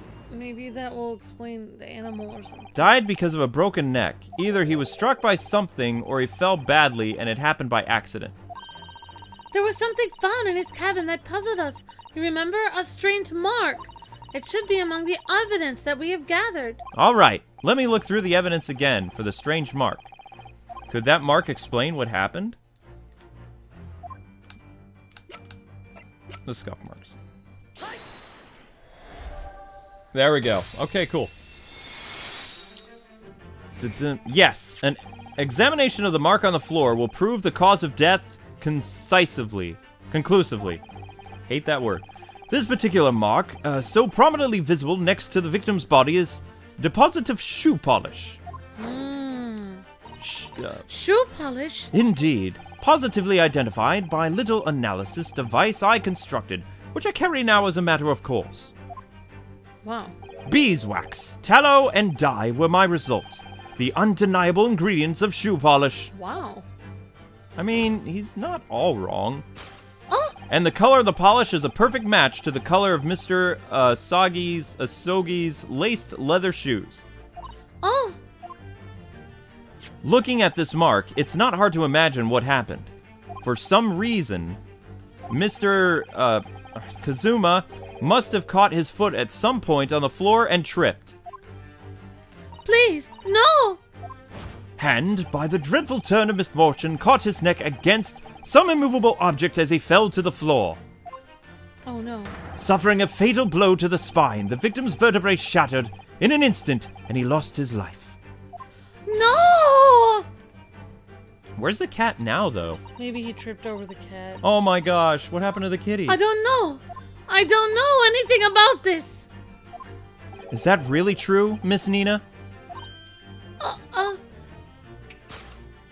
What about the evidence left at the scene where Asogi lost his life?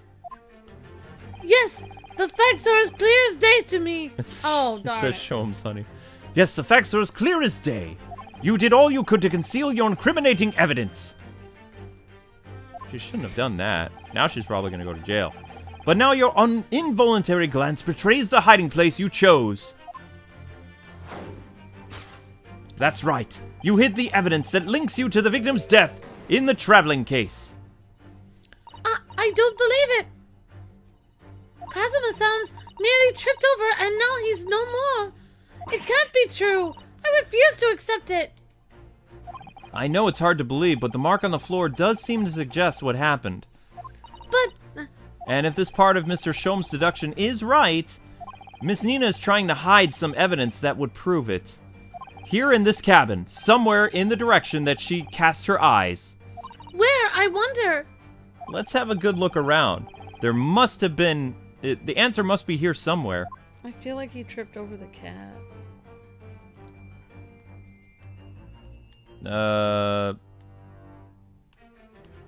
Must have... The wastebasket? I don't know. Maybe in the traveling case. I guess we can examine it. That's right. The traveling case. Let's go to the wastebasket, I guess. Because we haven't checked there. This is a waste paper basket. Perhaps all the first-class cabins have them. But Miss Nina only started occupying the cabin late last night. Presumably there's not much trash in there yet. There's something. Oh, what's that? Oh, yeah. That's fine. It's a broken piece of glass, isn't it? Yeah, it is. And I feel like I've seen it somewhere before. It's the same pink color that was in Kazuma's cabin. Yeah. If it looks familiar, perhaps it's more than your mind. Simply playing tricks on you. Naruhodo-san. No, I don't believe so. We'll try presenting the wastebasket. Okay. Waste paper basket. Booyah! Correction. That's right. You hid the evidence that links you to the victim's death in the basket of trash. Ah! Here we have a fragment of some intricate glass object. It would seem one that has a familiar air, in fact. Precisely. We found another piece of the broken glass on the floor in Mr. Asogi's cabin. And as you can see, the two pieces fit together perfectly. Oh no! So, Miss Nina, shall we consider what this tells us? Why would it be that parts of this glass object, which was evidently broken at the scene of the victim's death, should be found in the wastepaper basket in your cabin? It's the bell from the cat's thing. Kyo! It's the little bell. Oh my gosh, it is the bell! You're well acquainted with this glass bell, are you not? I don't know. I don't know, in that hushed Russian accent of yours. Won't save your time this time. Oh, gosh. Won't save you this time, my dear. Why? Because we have conclusive evidence linking you to the bell in question. What? Take it away, Mr. Naruhodo. Yes. The evidence linking Miss Nina and the little glass bell, that would be... The picture of her, the photo of her and the cat. You can clearly see yeah, the you can bell. see the bell. There it is.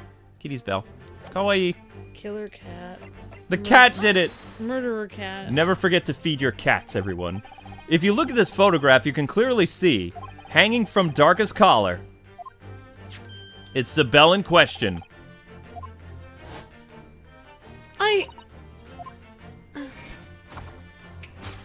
The truth has caught up with you, Miss Nina. The young man who lost his life last night did so after truly inauspicious. What the? Inauspicious. I'm sorry, inauspicious fall. After a surprising fall. Sorry for touching your foot. It's fine. It did hurt for a second. And the cause of the fateful stumble? The cat. He was practicing his swordplay. You think? Yeah, because his sword was on the ground. Your absent feline friend, Darka! Oh! So what happened to the cat, then? I couldn't tell anyone. I'm sorry. Death by cat. Death by tripping over a cat. Oh my gosh. That's how Kazuma died. No, that's so sad. That's how he died. Oh my gosh, that's wrong. Oh, you know what? He probably was practicing his sword play. That's why his sword was on the ground. Why don't you tell us now how it really happened, Miss Nina? Tell us exactly what happened last night. It was a little after 1 in the morning. It was so late, but I had no time to feed Darka, so I gave her some food. And then, all of a sudden, she scratched me and jumped out of my hands. People do say that cats become very anxious and nervous in new environments. That's true. She was so fast, she disappeared through the ventilator before I could stop her. Death by cat. And that is how you acquired the rather nasty wound on the back of your hand, I take it? Yes. And I read the, rules on the wall. I knew that I was not allowed Darka with me. Yes, modern science suggests that animals can carry infectious diseases. It's a precaution, really. Plus, they need a litter box. They need a litter box, yeah. So I listened and listened, trying to hear if there was some noise in the next cabin. It was very quiet. I was sure if someone was there, he must be sleeping. So at that point... Oh, never mind. Oh, so at that point you thought it was safe to try to lure the kitten back again by dangling the end of the toy through the ventilator into the adjoining cabin. Darka always loves his toy, but it did not work. Nothing worked. I tried using her favorite toy. I tried whistling to her softly, but nothing. She did not return. Oh no, what if the kitty was crushed? Oh no. So the faint whistling sound Kazuma wrote about in his diary was Miss Nina trying to retrieve her cat. Cats have a, propensity to remain hidden in the shadows when frightened. Yes, so there was nothing else I could do. I just had to wait until she had calmed down. But then...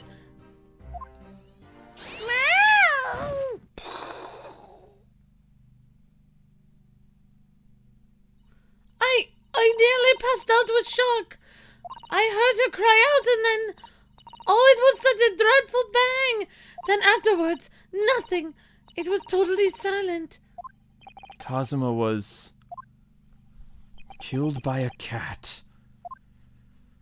Oh. From the appearance of the brown marks on the floor, it seems likely that what you heard was the victim stepping on the glass bell and tripping up.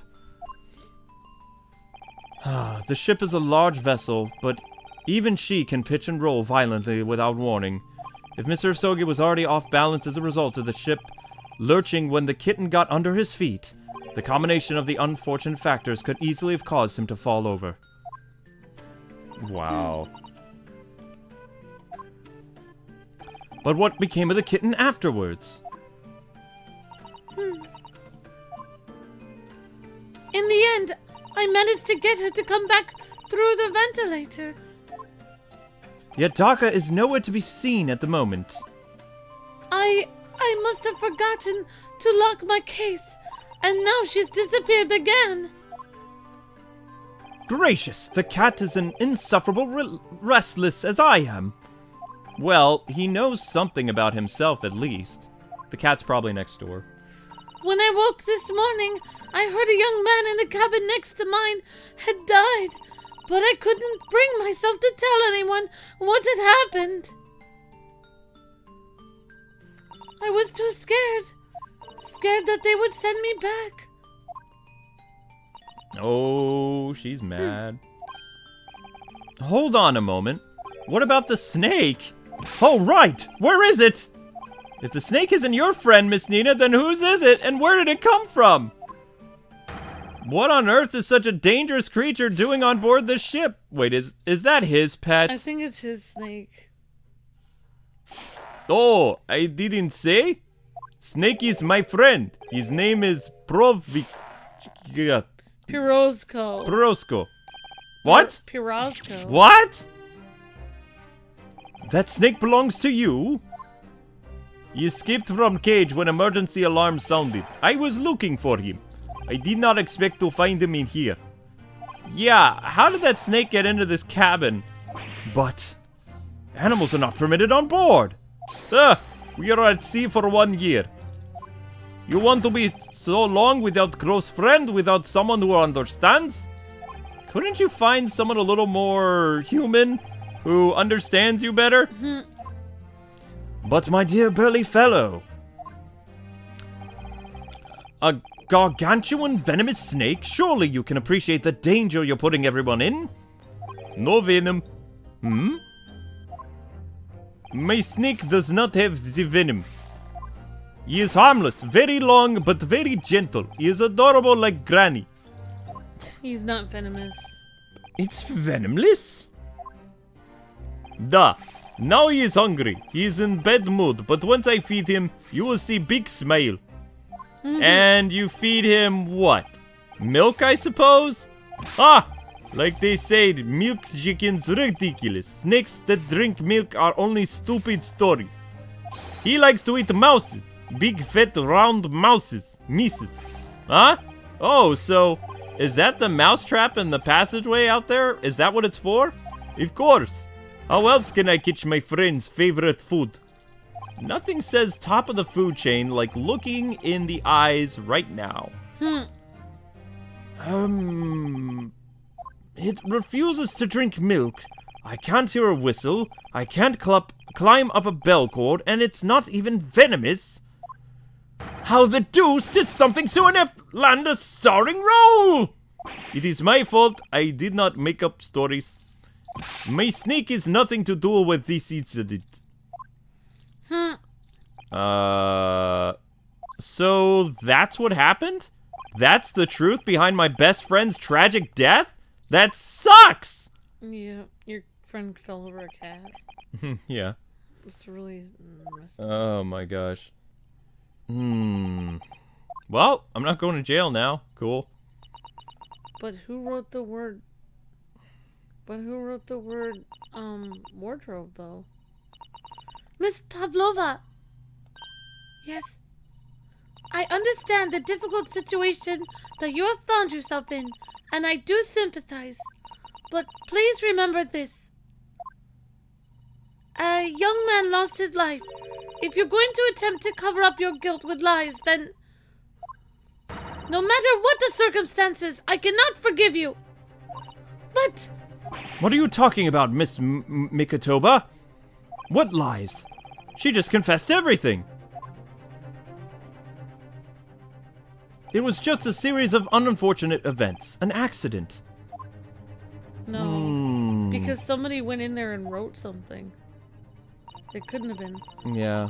I'm no great detective like Mr. Sholmes. I don't have a gift for knowing the truth. But even I can see that was not the truth. Don't you agree, Mr. Naruhodo? Oh, because, yeah, she somebody wrote in Russian. Yeah. If she went... There's no way the cat could write in Russian. The cat can write and speak Russian! No, it can't. No, it's perfectly honest, yes. Yeah. Something is wrong. There's a discrepancy in Miss Nina's story, I'm sure of it. I just can't quite put my finger on it. The finger. I confess, I was intending to let Scotland Yard deal with any outstanding issues on this matter. Oh? I am only present here for a special specific reason, after all. The truth is, you, Mr. Naruhodo, are simply a distraction. Distraction? I do hope you've not been finding your shackles too uncomfortable.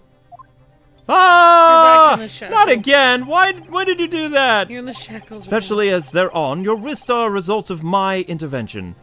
I was rather hoping I could resolve matters before we made our next port call. You were, Mr. Sholmes?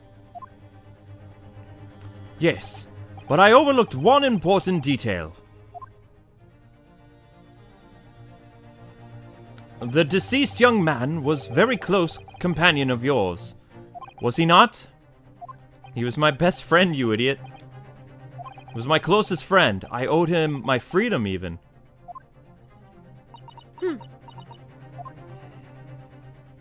In that case, we must follow this to its conclusion. No further distractions. You must uncover the real truth here, Mr. Naruhodo. Yes, whatever that may be. The key to this is the discrepancy in Miss Nina's story, I'm sure.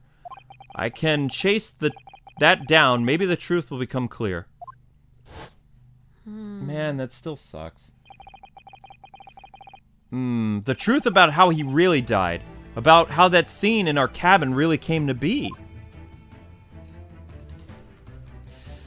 Alright, I'll see what I can do. Well... Excellent. Thank you, Mr. Naruhodo.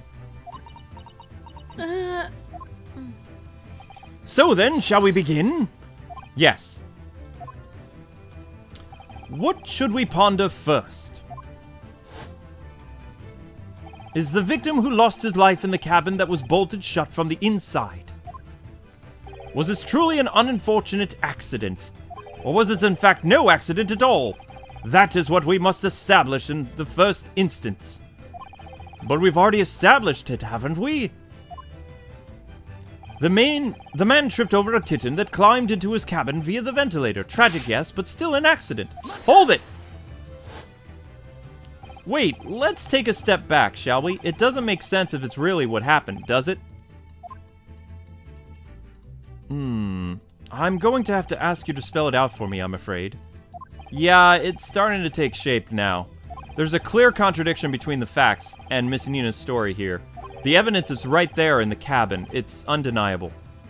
His death couldn't possibly have been a mere accident. Oh! Really? Ah, let us show our hand, Mr. Naruhodo. The time to present the evidence. The evidence that proves unequivocally that the victim's death was no mere accident. The photograph. Crime scene photo. The truth is clearly recorded in this photo print. There's no way that Mr. Asogi would have left this message on the floor. That script, it's Russian, isn't it? Not in cat ease. Not in cat ease. Indeed it is. The words written means wardrobe. The cat possibly couldn't have written. It has tiny paws. The print would be much smaller. I see what you mean. Most people would leave a dying message in their native language. Japanese in this case. But maybe he was studying Russian. Maybe. It is a simple language. He could have picked it up very fast. That doesn't seem likely. That's actually not the point. It makes no difference whether he knew Russian or not. Sorry, what do you mean? Exactly what I said before. There is no way that Mr. Asogi could have left this message on the floor. And the reason why is clearly explained in here. The damage to the cervical vertebrae resulting in instant death. Instant death. That's true. Ah! That means he wouldn't have had time to write anything after he fell to the floor. Which means, after the victim fell to the floor, he couldn't possibly have written anything. Because he was already dead. Oh! That's not the only reason, either. There's something else we found in Mr. Asogi's cabin. A remnant of something that couldn't possibly have been there if what Miss Pavlova told us was true. What? So, Susato-san. Susie noticed too, then. Putting this message on the floor aside, there's something else that gives away the truth.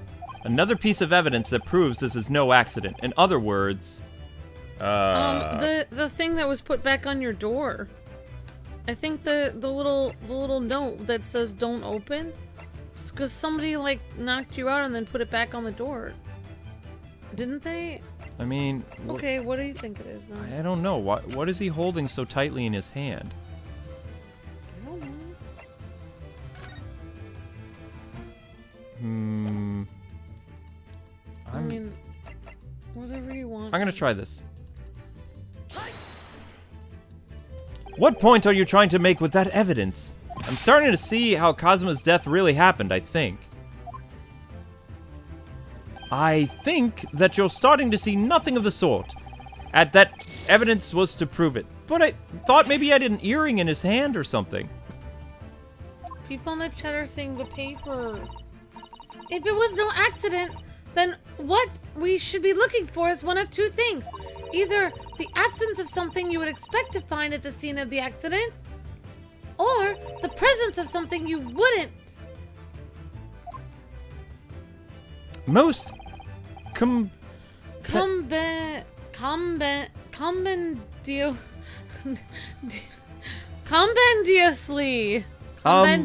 put.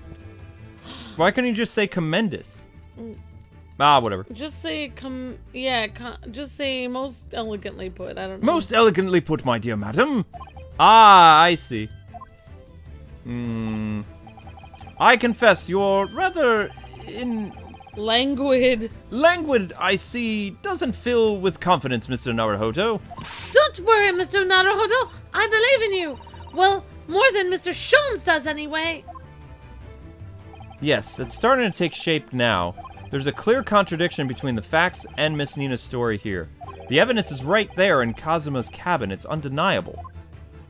Putting this message on the floor aside, there's something else that gives away the truth. I feel like another piece of evidence that proves. I feel like it's the paper on the wardrobe, because the paper's sealed. Because how could he put that back on your wardrobe after he died? I don't know. That's how I feel. Well, you think it's the paper? I don't know. That's what I think, but I don't know. What point are you trying to make with that evidence? I'm starting to see, I think. Then strike wrong. 2. I'm sorry. I don't know. I have no idea then. I have no idea. Somebody said paper, but I don't understand. Well, it's not the paper. Alright, chat, what do you got? If it was no accident, then what should we be looking for is one of these two things. Something that should be there, or something that we think is there and should not be there. Or the presence of something that wouldn't. People are saying the mark on the floor. The mark on the floor? But didn't we already used that. Alright, let's try the mark on the floor then. Show me mark on the floor! People are saying try saving right now just in case. Oh yeah, we don't want to accidentally get a game over. That would suck. We'll save. Whoop, whoop.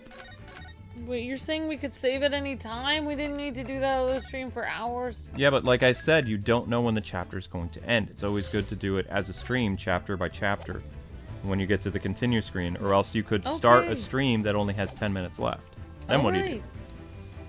Then you just keep going to the next one. But then it makes it harder to tag it. Okay. Putting this message on the floor, they won't let us... I'll try the mark on the floor. This piece of broken glass next to the mark on the floor. But that's the glass bell of the kitten around its neck. We already know about that. It was broken in half when the victim tripped over the cat. So we already have satisfactory explanation as to the flaw in that logic. Unfortunately, there is a very big flaw, a fatal flaw. What? Oh. If that's really what happened, then how did the other half of the bell end up here in this cabin? Oh, she hid evidence. Yeah, it's like it's like she made it look like he tripped over the cat. Yes, remember what we found? The other half of the glass bell in the wastepaper basket. Would you care to explain that, Miss Pavlovo? Oh no! Both these pieces of evidence clearly point to the same conclusion. That then Mr. Osogi died last night in his cabin. There was someone else in the room. Oh! And that same person deliberately arranged the scene to disguise the truth. In order to cover up her own guilt. Kyo!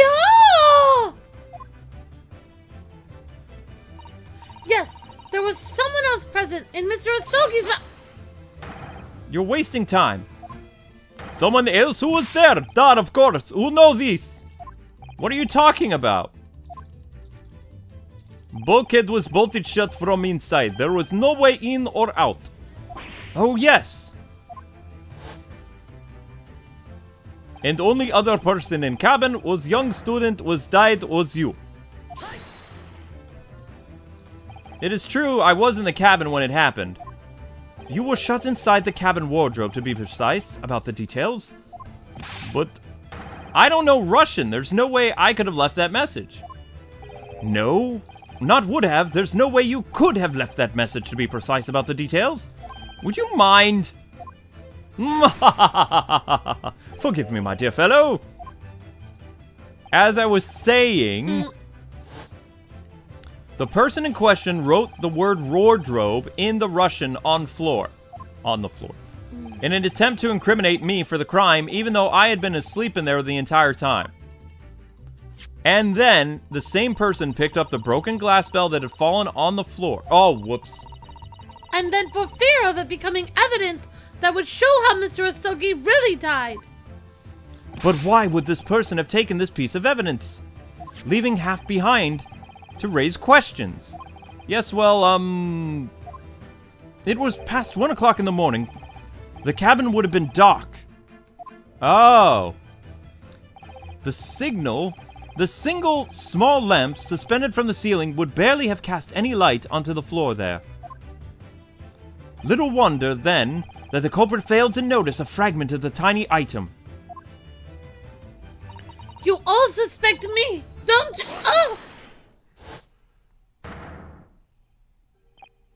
Seaman Stroganoff? Nina is woman of sea. She is daughter of strong sailor. 2 years ago, they noticed her dancing skills and she went away to ballet company. But before, she was dancer on ship, member of ship's band. You do not accuse ship's angel of being criminal. Ah, so that's it. You say that when young student died, Nina was in there in his cabin? But it is impossible. I give my tooth. Well, this is almost interesting. And why would you give your tooth, pray? How can you be so sure? You are a great detective. You should know. Look truth in eyes. Cabin bulkhead was bolted shut from inside. No one could get into cabin. Not Nina, not no one.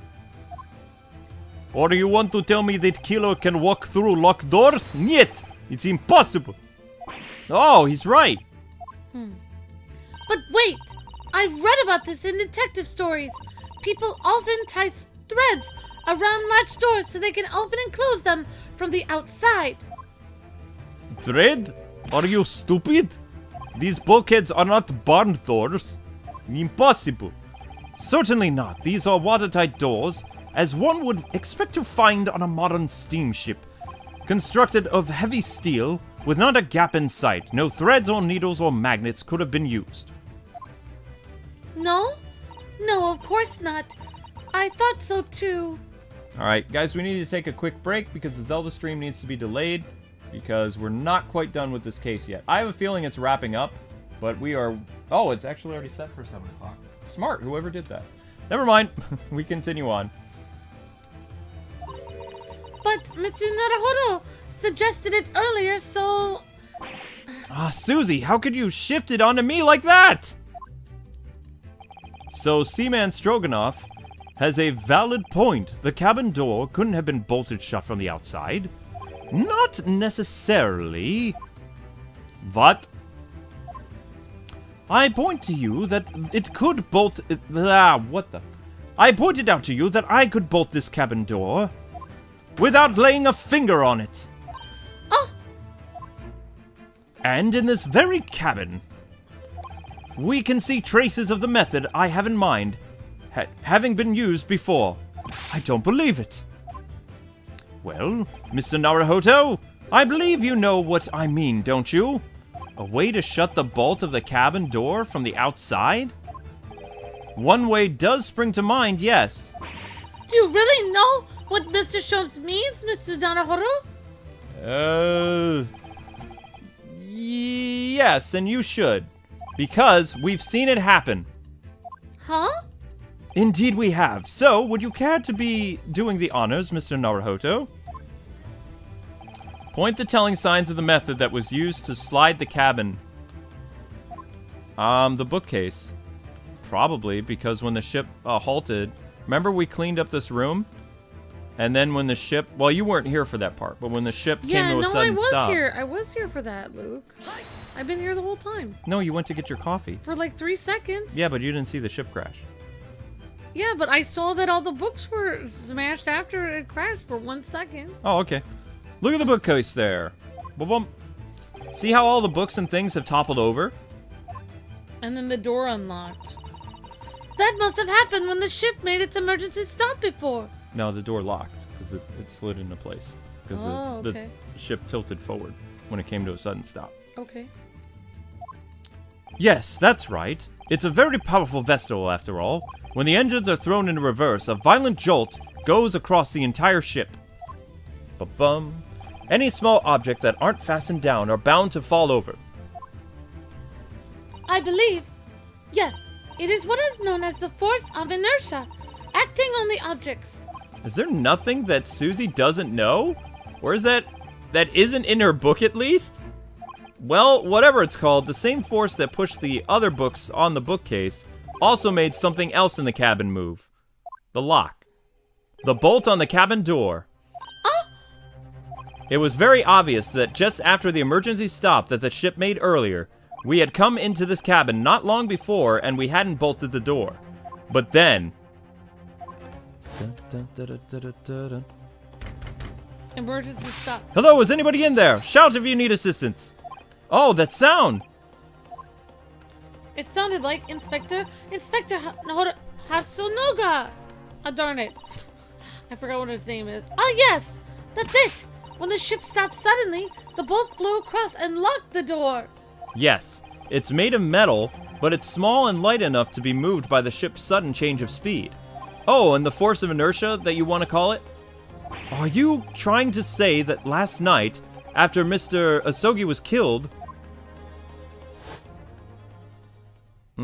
After he was killed, then they did the emergency stop. I thought they did the emergency stop to pick somebody up. Click. There you go. The ship made an emergency stop? When I woke up this morning, I looked around the cabin. I thought it looked a little odd. Everything was knocked over. All the books on the shelves had toppled over, and all the ornaments.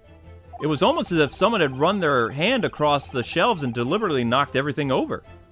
Oh, yes, I remember that. And I stood them all up again, didn't I? Then when we came into this cabin, we were surprised to see the same thing over in here. All the books and everything had toppled over, just like in Kazuma's cabin. Oh, my! Do you have anything to say about this, Miss Nina?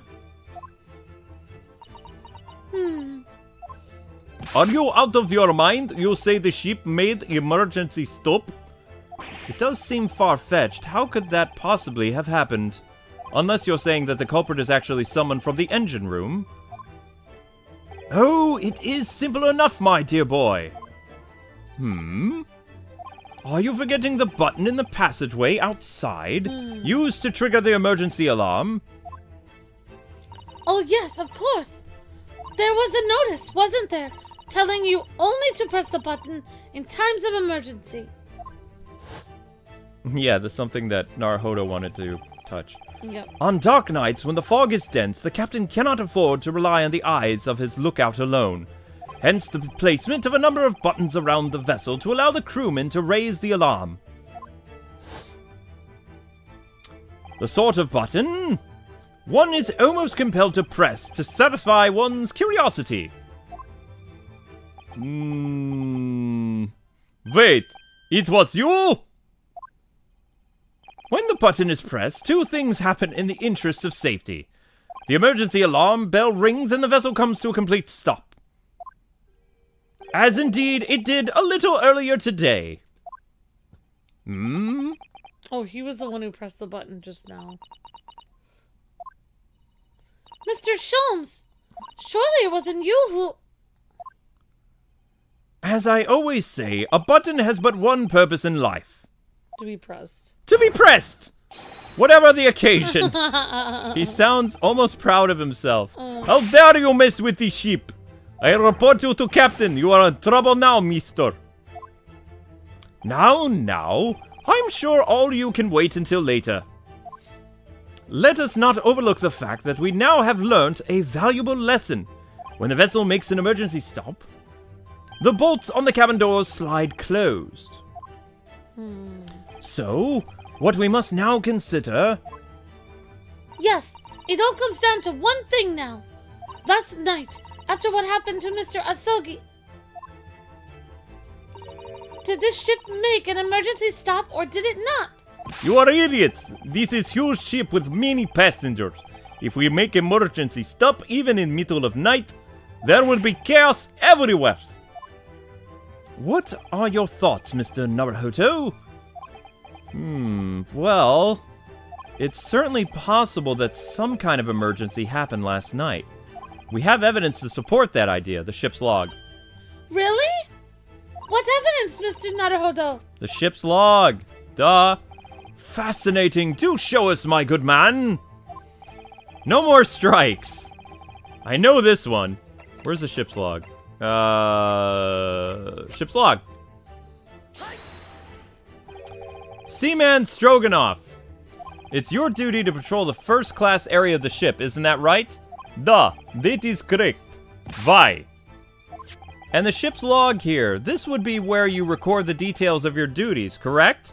What are you doing with it? That is mine! Ah, you rather carelessly left it atop the little makeshift bureau in the passageway, my dear man. But as responsible passengers, we took it into our care with mind to return it later. I left it there on purpose. That is where I always put it, you thieves. The point is, looking at what you usually record, it's clear that under normal circumstances you write the phrase "nothing to report" every 30 minutes. But from 2 o'clock last night until first light this morning, nothing was recorded at all. Nothing in the log? That is... Duh, because nothing happened. But if nothing happened, you would normally write "nothing to report," wouldn't you? Gulp! Indeed so, which tells us shortly after 2 a.m., something happened here aboard the vessel. Uh-oh. It's a cover-up. Something significantly significant to make you forget in the ship's log, in fact. Are you suggesting that the ship really did make an emergency stop in the middle of the night? Stop talking rubbish! If I'm perfectly honest, I find that little hard to believe myself. Oh? Why? Well, because if something as major as an emergency stop really did occur, surely all of us would have noticed. That's very true. Thanks to the emergency stop we experienced earlier, we all know what it feels like now. The ship lurched so violently and the alarm bell was so loud. I can't imagine that anyone would sleep through that, even if it happened in the dead of night. Well, no, that's a good point. Then how do they all have headaches? They got it when their heads hit the walls during their sleep. That's my guess. Yeah. What of the throbbing, then? Sorry, what do you mean? Your head, man. The throbbing of your head since this morning. We have all suffered with it. Oh! Oh, yes, I have a headache. You're right. In fact, I haven't been feeling myself since I woke up today. Nor have I. My head has been feeling heavy ever since dawn. Yes, you've all been afflicted, haven't you? Just as I suspected. He's right, my head's been throbbing today too. Well, you would be tossed around in that wardrobe.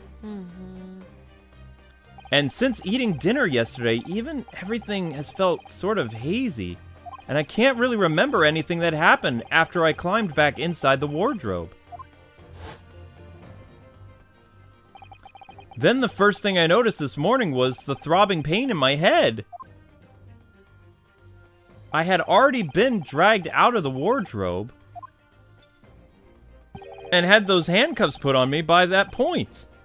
Why didn't I wake up when all that was happening to me? Wait, what? Why didn't I wake up when all that was happening to... What? Why didn't I wake up when all that was happening? That doesn't make any sense. Sorry. It's okay. Tell me, Mr. Naruhodo, that's bad translation. You boarded the vessel as a stowaway, didn't you? Yeah, sorry. The stowaway class of the accommodation doesn't usually incur meals. What did you survive on? Well, Kazuma looked after me. He was always happy to share his meals. So you enjoyed some of the whole roast chicken dish that was served yesterday evening, I take it? Yeah, in fact, I had all of it. Kazuma wasn't fond of chicken. Oh, really? So the victim didn't eat any of the chicken at all? That's right, he didn't touch it. Is that relevant? Maybe there was sleeping stuff put in it. To make people sleep through it. My dear fellow, does that not strike you... Oh! Mr. Sholmes, do you mean to say that there was something wrong with the chicken? I do.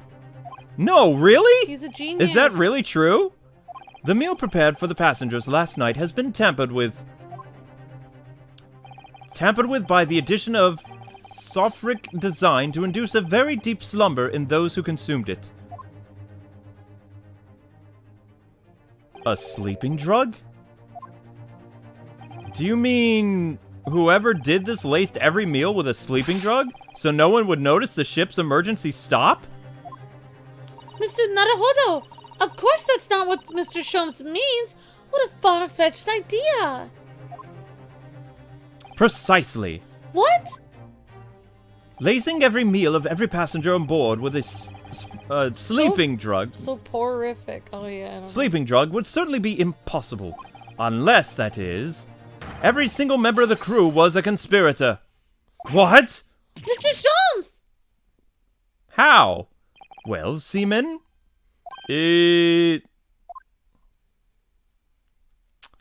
I'm sorry to say that any more deception in this matter will get you nowhere. If you refuse to talk, there would have been an inquiry made through the shipping company, of course. And, were that to happen, every member of the crew, and the captain himself, would be hauled over the coals. For aiding and abetting a renegade.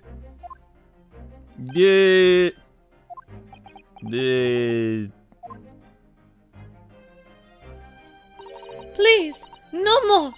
I will tell everything. Yeah.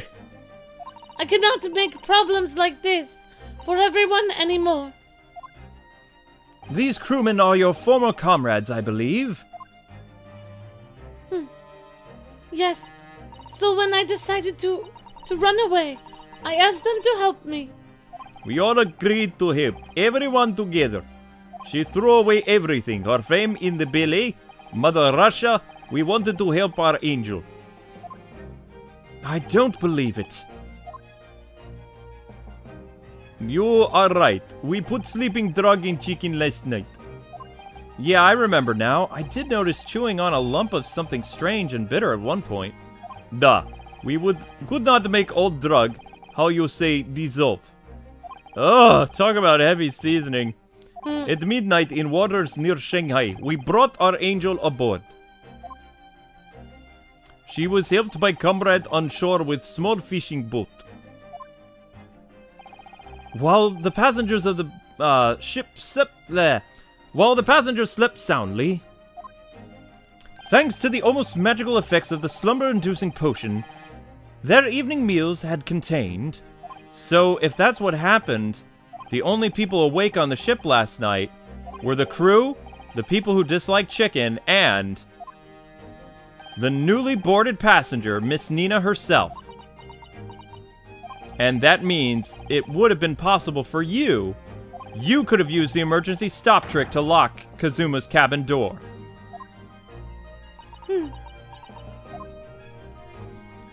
But how does that make sense? Surely every cabin door would have ended up locked in that case. Would there have been, and there would have been complete chaos. Oh, I wouldn't say so, my dear man. What? Of course! Just like us, all the other passengers would have eaten their evening meal of chicken in their cabins, after which they would have been overwhelmed by tiredness because of the sleepy drug. Quite. And accordingly, all passengers were already in their cabins for the night. Yes! The overwhelming majority of the passengers would habitually slept with their cabin doors bolted anyway. And so not one of them would have found it remarkable to find the door locked in the morning. In summary, in order to fasten the bolts of a single cabin door on the ship, the culprit brought the entire vessel to an emergency stop early in the morning. Oh! How old is one? Oh. You have talked long time and said many things. What is point? The point is what I said earlier, my dear fellow. There was somebody else present at the scene when the victim lost his life last night. Someone who left a message in Russian on the floor in an attempt to incriminate another. Someone who tried desperately to hide the broken fragments of glass that would reveal the culprit's identity. And someone who abused the ship's emergency stop procedure in order to lock a door. All told, a busy night. But I don't know about any of this. I am just a little girl. You would like to speak with your long English words and explain your clever ideas. But I am sailor, and sailors don't listen to long, boring stories we don't believe. Sailors like me, we trust only what we see with our own eyes. Yeah, Sherlock Holmes does speak a lot. A laughable trait. What? I am quite of the same disposition, my good man. Observation to me is everything. And I talk around in circles, Mr. Naruhodo. Oh yeah, what is it? Do you hear it? The accursed cry of guilt on the wind? What accusatory cry of guilt? Mr. Sholmes? Sorry. Sorry, you've lost me. Proof of involvement, man. But you can't hear such a call with your eyes. No. You must hear it with your eyes, for observation is the basis of all deduction. What are you talking about? I believe the time has come, finally, for one final logic and reasoning spectacular to expose the truth. Oh, Dun dun dun! my gosh! So, Mr. Naruhodo, your assistance, if you please. What exactly, Mr. Sholmes? With observation, my dear fellow, just as I said, of these two conspirators. Observation? If you remember, Mr. Naruhodo, we know that somebody tried to fabricate evidence, don't we? By tampering with the scene of Mr. Asogi's death. What we're looking for is some trace of evidence that one of these two was there when it happened. Precisely. You are delightfully quick to grasp my meaning. Alright, I see what I can see then. So we're looking for traces of evidence that show someone else was there last night when Kazuma died. Oh, he wrote it. There it is. Ink stain. Whoa. Seaman... Oh, that's sorry. Seaman Stroganoff. You seem to have quite a large purple stain on the back of your white uniform there. Yes, I don't know where the dirt comes from. So nothing in particular comes to mind about the stain then? What are you trying to say? Spit it out, man. We don't have 2 hours. It would appear that the significance of this stain has escaped your attention, Seaman. Allow us to make it plain and simple. And by plain and simple, I mean 10 minutes of dialogue. It's a very large purple stain on the back of the Seaman's uniform. And I think, what made it is clear. Indeed it is. So, Mr. Naruhodo, present the evidence that proves it. My pleasure.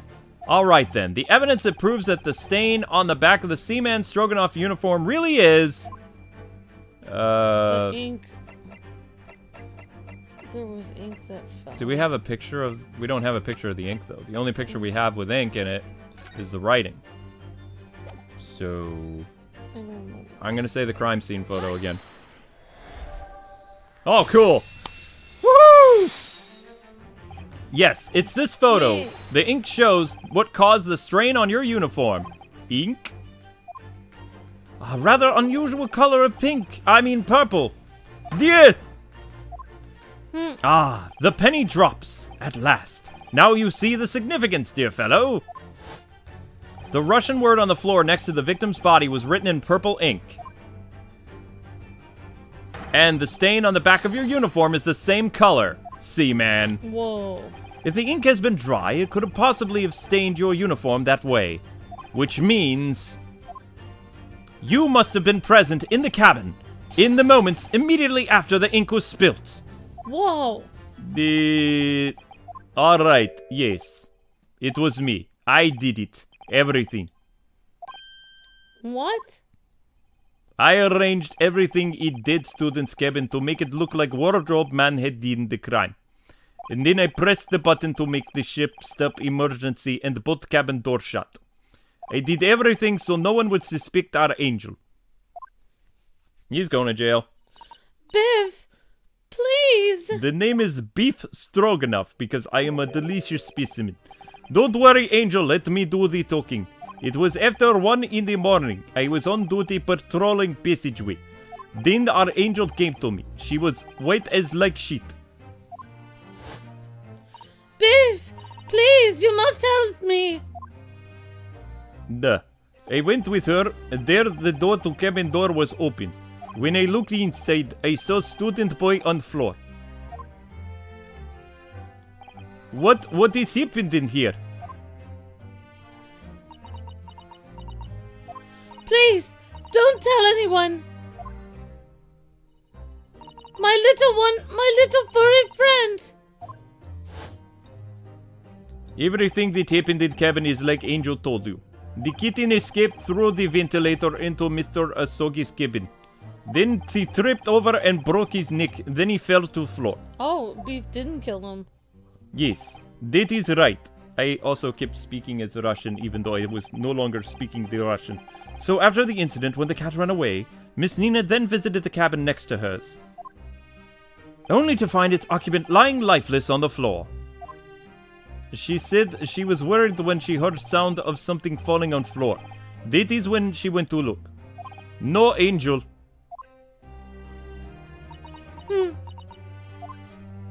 The door was not locked, so she opened to look and you are all to know what happened after. But why is he clutching something in his hand then? There's just one thing, if you wouldn't mind. What?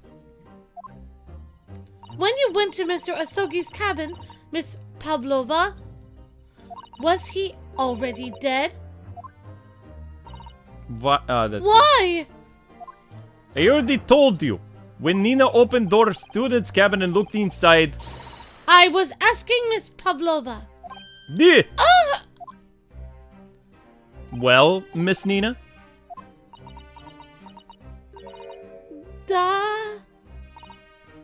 Oh. Yes, that is right. I saw him. It was dark and he was wearing black, but he was on the floor, not moving. I was scared. Sasuto knows something. Susato. I understand. And I believe you. So is that finally it? Is it over now? I don't know. I don't know. Have we discovered the real truth about Kazuma's death at last? Something very nearly slipped my mind. Oh, Mr. Sholmes? This photograph? Yes, I took this myself, you know. The cause of death was a broken neck, therefore the victim died instantly, correct? And the unforgettable incident that perpetrated these events was a kitten. However, If those are indeed the facts, there is one particular area in this photograph that seems to somehow be unnatural. What do you mean, unnatural? What are your thoughts on the matter, Mr. Naruhodo? Huh? Oh, well, he's clutching something in his hand, it's obvious. He tripped and fell, and some cerebral stroke of bad luck and broke his neck. Which part of this photograph seems unnatural? The fact that he's holding it. There's something in his hand. Alright, if you really feel due to unfortunate accident... Oh, sorry, that's Ryunosuke. Then the fist doesn't seem to... Oh, it's hard to do this, guys and gals. Then the fist just doesn't seem quite right. The exact same thought occurred to me, good fellow. In a fall, one's instinct is to open the palms flat to catch themselves. He is a good detective. That's true. Yet, we see here the victim's with his left hand is tightly balled into a fist. Almost, as you might say, as though he were gripping something tightly. You're right. Oh! What do you mean? Simply that I took the liberty of investigating the victim's fist a short while ago. You did? And what, pray, do you imagine I found there? My dear fellow? Mr. Sholmes, show us, please. Why, of course, my dear madam. Would I keep you all in suspense and make this last another 2 hours? Yes. Probably because I talk in circles. This is what I found. Oh my gosh! She killed him? Oh, a crescent moon with a little gemstone in the middle. Yes, you're right. A crescent moon. It's very pretty, but what does it tell us? It tells us nothing. I'm not so sure. That crescent moon looks familiar somehow. I'm sure I've seen it somewhere before. Yep. Observation, Mr. Naruhodo. That is the key. What? The truth is now tantalizingly close. Huh? How did that crescent moon come to be in Kazuma's clenched fist? This is the final clue, the last piece of the puzzle, my dear man. Ask yourself, what does this little crescent moon mean? What significance does it hold? And observe, find the answer with your own eyes. Her earring. It's the earring. She has such petite ears among that beautiful hair. Oh, what's that? There's something dangling down from her ear. Yes, that's an earring. Wait, look. It's a crescent moon. Ah, there seems to be no doubt, surely. Can we present the earring? Nope. What am I... Now we look at the other ear, probably.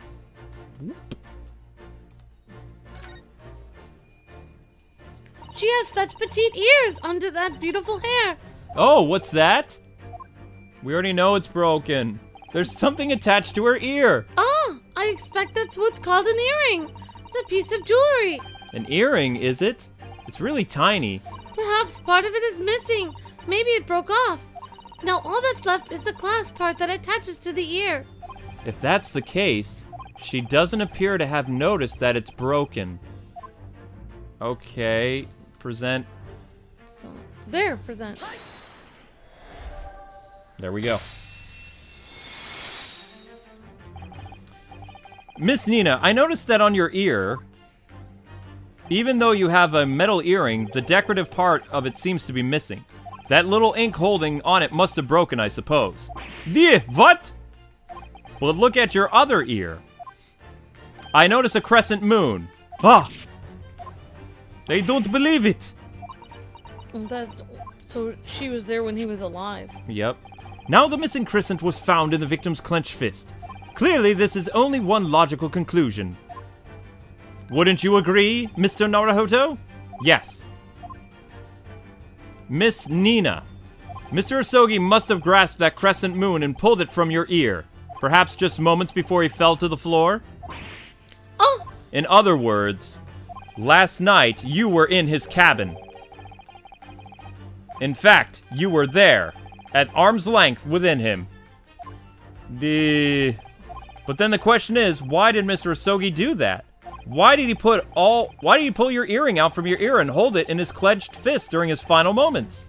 Oh no! Angel? No one can protect you now. Please, miss, tell us the truth. Last night, what really happened? What did you do to Kazuma? Oh! Yeah! Whew. When I think about it, everything that happened yesterday, it was too much. Running away. I think it's Oh, sorry. Running away, the fishing boat in the middle of the night, trying to climb onto the ship, and then, when I was at last in the cabin and I could relax after this horrible long day.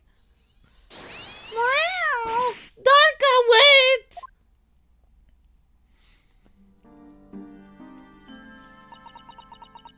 I couldn't believe it when she disappeared through the ventilator. I tried to call her with a little whistle. I tried waving her favorite toy, but nothing worked. Darka would not come back. Okay.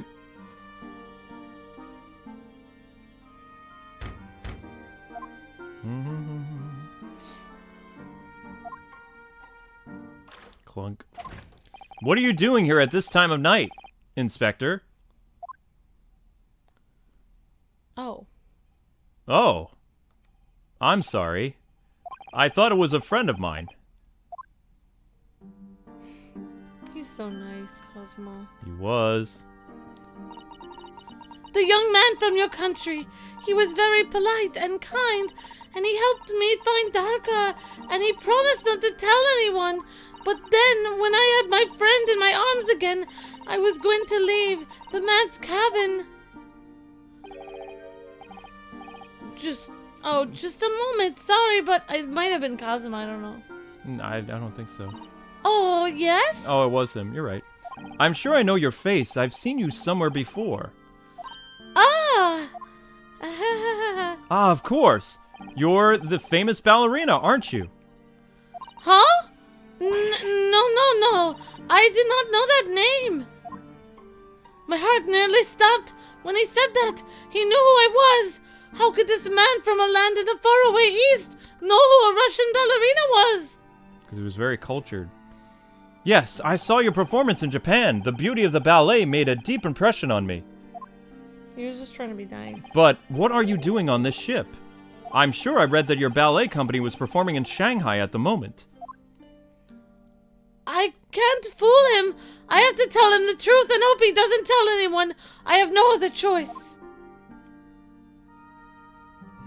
I see. So you've run away.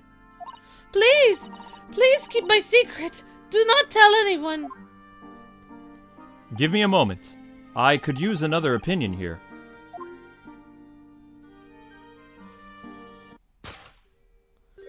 He's going to pull the cord. He's going to tell the captain on me.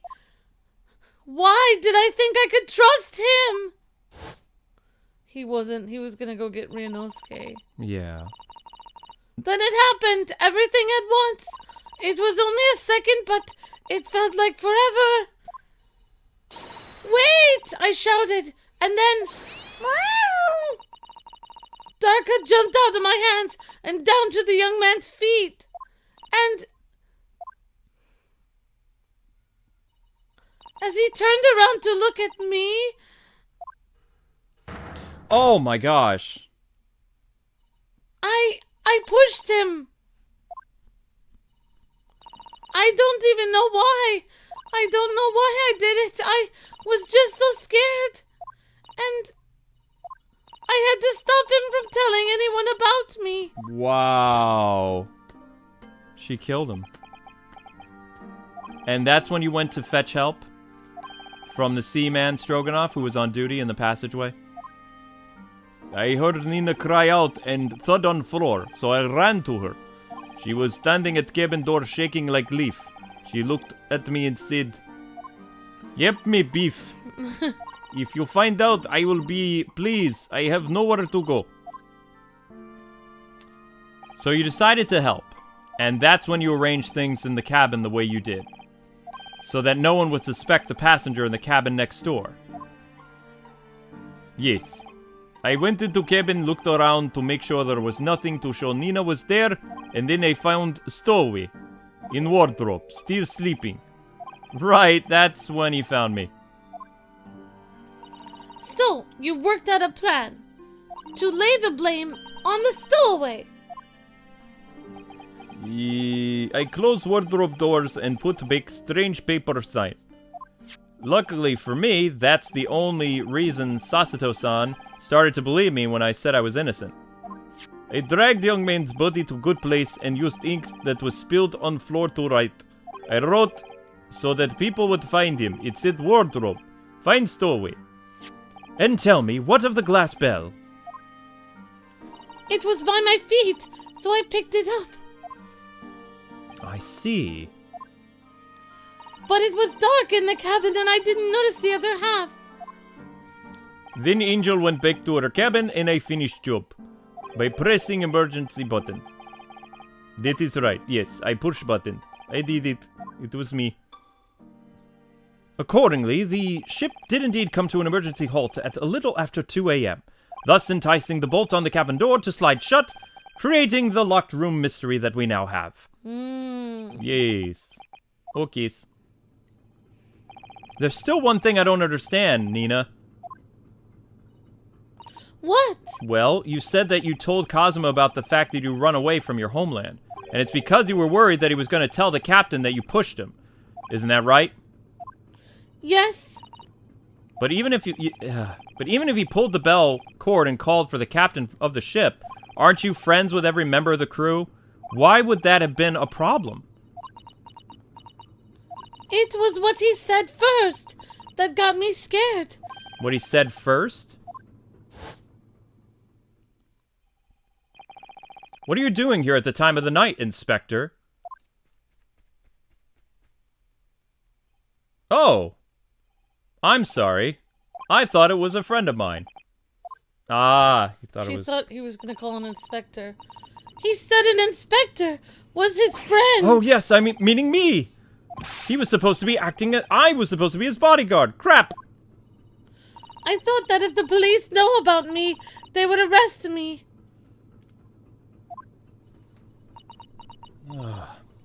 So before he could pull the bell cord, May I stop you a moment, Miss Pavlova? It just doesn't seem to make sense. I mean, was Mr. Asaki really going to pull the bell cord? I don't know. What? What do you think, Mr. Naruhodo? Well, I'm not Kazuma, so I can't know for certain. But... he was a man of his word. If he told you he wouldn't give your secret away, then he wouldn't have done it. No, he was walking over to it. He was going to pull the cord. He was going to make them send me back. Well, Mr. Naruhodo, the day's work is not yet done, it seems. There is one more deduction to make. What, another deduction? What was Kazuma going to do? He was walking toward the wardrobe, I bet. That's where his friend was. Yes, what action was the victim really about to take at that moment? Can we determine whether the young man's gaze was directed?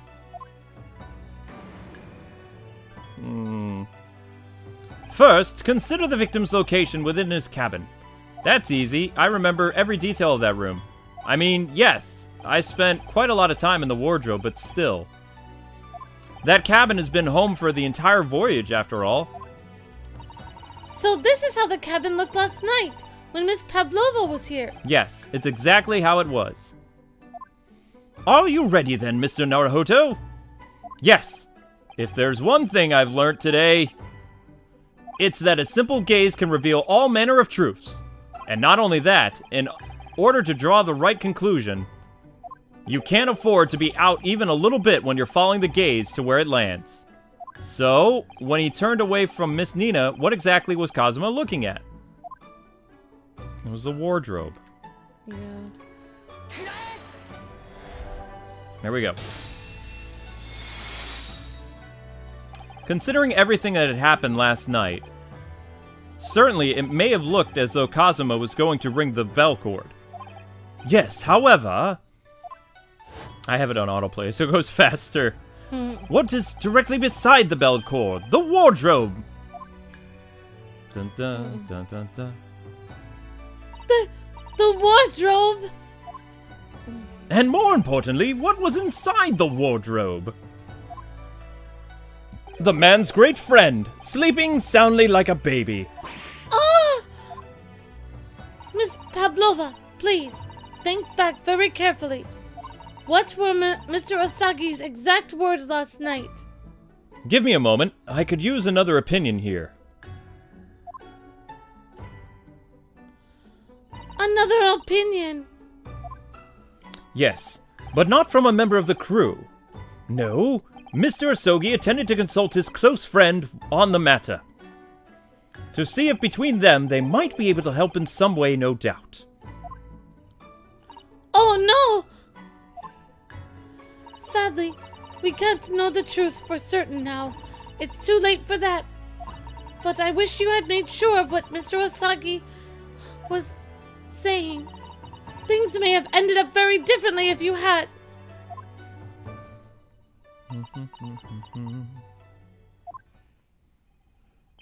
Miss Nina? I want to thank you for finally admitting the truth. But, unfortunately, the truth is, a man lost his life because of what you did, and that will never change. I hope you'll never forget that. I'm so sorry. Really, I'm so sorry. What have I done?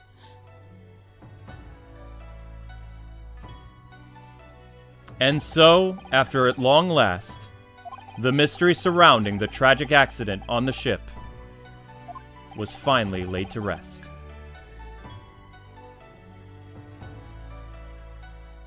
It's still not done! My freaking gosh! Oh, this is gonna be a 3-hour episode, guys and gals. Zelda's totally delayed. Oh my gosh, yeah it is. I'm so sorry, people. Oh my gosh, this game is just way too long. I knew I was gonna regret it. 7:30. Well, the question lies: did she mean to kill him, or was she just trying to push him out of the way from the bell cord? I don't know. Because she may have not had intent to kill. It was an accident, but then she covered it up, so it's a crime. What will happen to Miss Nina now? Once we reach Great Britain, she'll be handed over to the police. What about the fact that she ran away from Russia? Won't the Russians try to take her back? Apparently, the English detective can speak to the immigration office and sort that all out. Mr. Sholmes can do that? So she won't be going back to Russia then? No, I don't think so. Even if she wanted to return in the future, I doubt she would be able to. She ran away. She's now in exile for life. I see. I'm sorry. Seaman Stroganoff? I wanted to help our angel no matter what. But I didn't think about you, about how you lost your good friend. I will go with Nina. I will give myself to British police. That's kind of you. In the meantime, thank you for letting me go free again. Kazuma's death feels like such a waste, but... well, do what you can for the miss now, won't you? Duh. Well, I'm afraid you need to pack now. We're due to arrive in Hong Kong tomorrow. As much as it pains me, I'm going to have to hand you over to the consul to arrange your passage back to Japan. Yeah, I did stow away after all. I couldn't really expect any different. Oops. Whoops. So, you should get back to your cabin now. It's Kazuma's cabin. Also, wouldn't it be creepy to stay there knowing he died? Yep, it looks like my study tour to Great Britain is over before it even began then. To think that only a few days ago, Cosmo and I were laughing together about how we tear it up on the streets of London together. Seems like a distant memory now.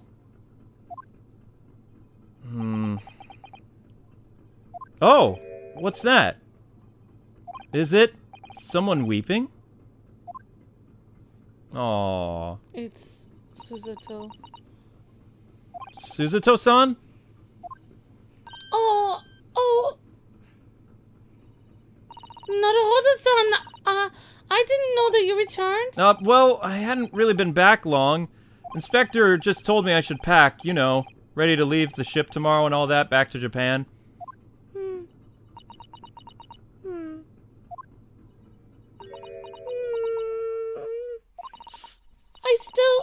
I can't believe this has happened.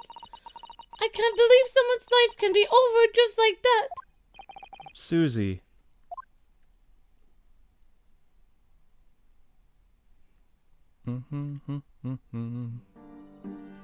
He had such grand ideas for his visit to Great Britain, so many dreams, and now they've been cruelly taken away, just as he has. I thought I could never forgive the person responsible. But now we know the truth, that it was just an accident. Just a silly series of mishaps. It's too much, Naruhodo-san.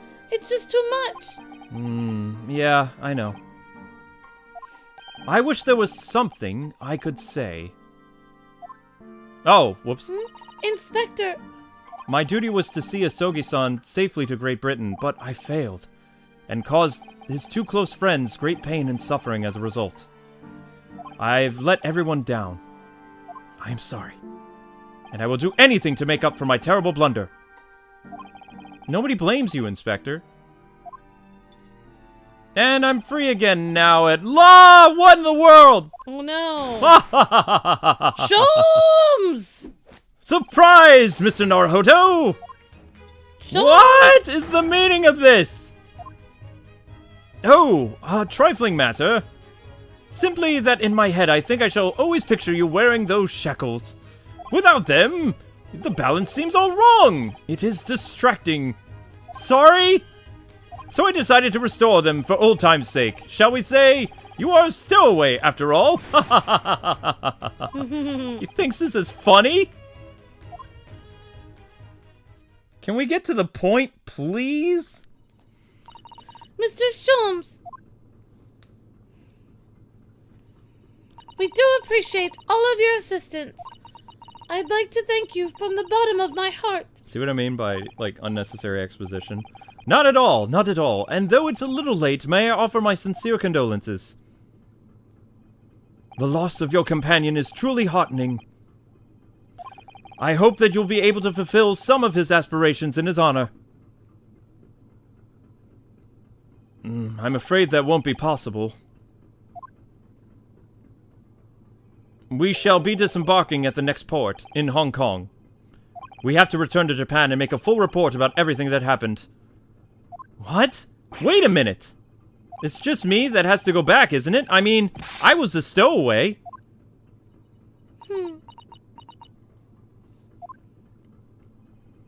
The terms of this study tour were negotiated by the Department of Justice in both Britain and Japan. It was to be one lawyer and one assistant. Was to be? In the light of Mr. Asogi's unfortunate death, I'm afraid the study tour can no longer be go ahead as planned. Oh no! I don't care for me, but what about her? Poor Susie was looking forward to this. My dear fellows, the majority of the problems have an extremely simple solution, you know. Huh? All you require is one lawyer, and the study tour can continue, surely. Huh? But there is no one else with the necessary qualifications, Mr. Shomes. Qualifications, you say? Any qualifications obtained in your own country will be of little value in Great Britain, I'm afraid. Oh, but... But anyway, the voyage to London still promises a good month of time. Ample opportunity, I would say, to find ourselves another suitable lawyer. Yes.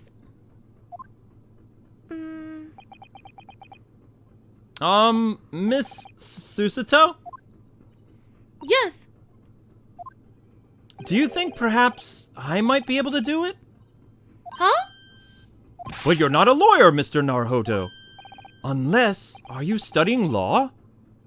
No, I'm not, but... I'm sorry. In that case, I don't think there's even a chance it could work. But, as I said, there is still more than a month before we reach England's shores. Isn't that right, Mr. Naruhodo? Yeah, I have a month in which to study to learn what I must do to become a lawyer in Japan. I mean, Britain. Mr. Naruhodo? That's ridiculous. Are you seriously suggesting anybody could learn? There's only one way to find out. I would work my fingers to the bone, Inspector, every single day. Will you let me try?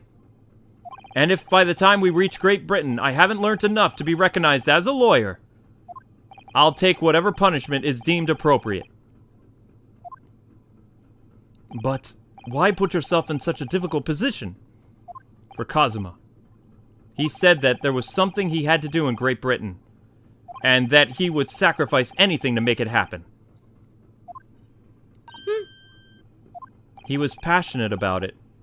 I can't help that passion just be for nothing.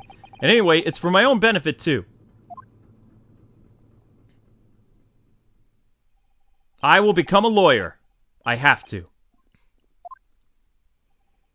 What do you say, Susie?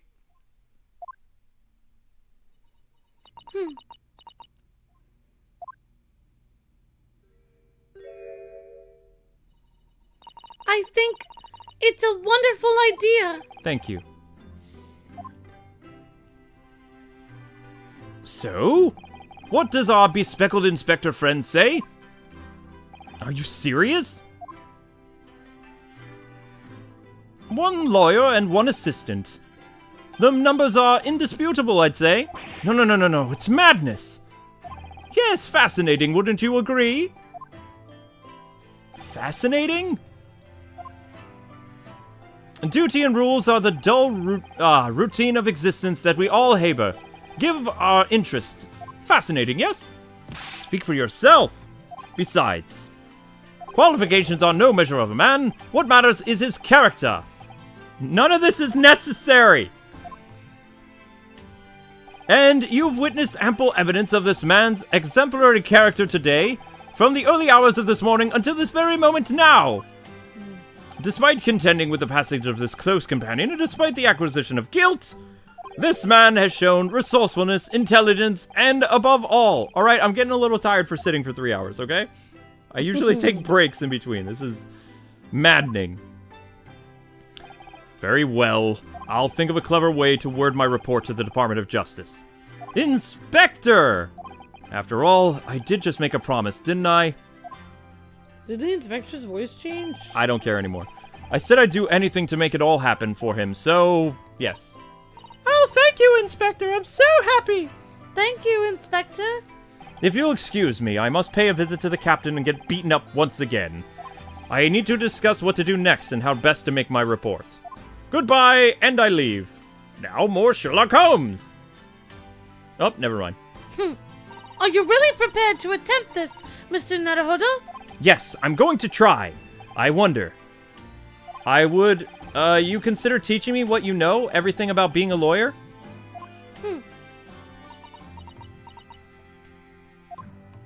I would be delighted to help you. I am a judicial assistant, after all. Thanks.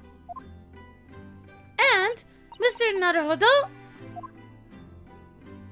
I'd like you to take charge of this. What? Me? Are you sure? I'm sure it's what Kazuma-sama would have wanted. Its name is Karuma. It's a great sword that's been in the family for years. Very well. I accept it. I'll treasure it, as always.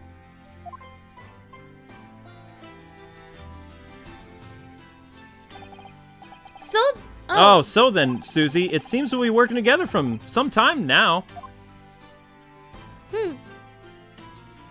It will be an honor, Mr. Naruhodo.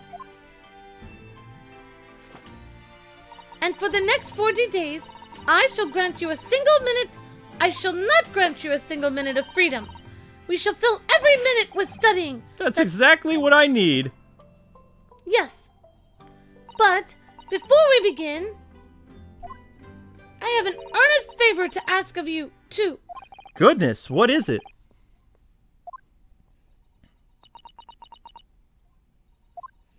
Please, throw me to the ground 3 times. What? I should never have doubted you. You were Kazuma-sama's closest friend. Of course you would never have done anything to hurt him. That should have been obvious to me from the start. But I allowed suspicion to get the better of me. And no matter how upset I was feeling, it was completely unforgivable behavior. No. You were in shock. It's totally fine. You just found out about me stowing away and the cabin door was locked and... No! I won't let you make excuses for me. Whatever the circumstances, I should never have thrown you. And not just once, but 3 times. A number she keeps creeping up on me, huh? Please, you must. Just take hold of me and throw me. Do it. Don't even think about it. No. I don't even know how. I've never thrown anyone in my life. Very wise, Mr. Naruhodo. It isn't skill one acquires without considerable training. Oh, Mr. Shams. I observed your throwing technique several times with great interest. I confess this has no point to the story whatsoever. When did he see that? I presume that it would be a form of Japanese wrestling, perhaps. Let's talk about sumo for the next 30 minutes. Well, in a way, it's not wrestling, but my own interpretation of an ancient Japanese art. Apparently it's called the Susato takedown. It leaves your head swimming. How beguiling. I'm a practitioner of the combative arts myself. I'm somewhat accomplished boxer. Oh! There he goes, dancing around again. I wonder if you would be so kind as to instruct me on the techniques of wrestling. Throw him! Yes, I would be honored. Throw him, he deserves it. Then let us not delay. Demonstrate, my dear madam. Oh, of course. Are you ready, Mr. Naruhodo? What? Sorry? No! Why? As you can see... you throw it from the abdomen. Oh, yes. Arresting indeed. And what is it that you termed the takedown, was it? Actually, no. That was a Susato squash. Really? In my groggy state of consciousness... She threw you again. A scene from an evening recently spent with Kazuma flickered into my mind.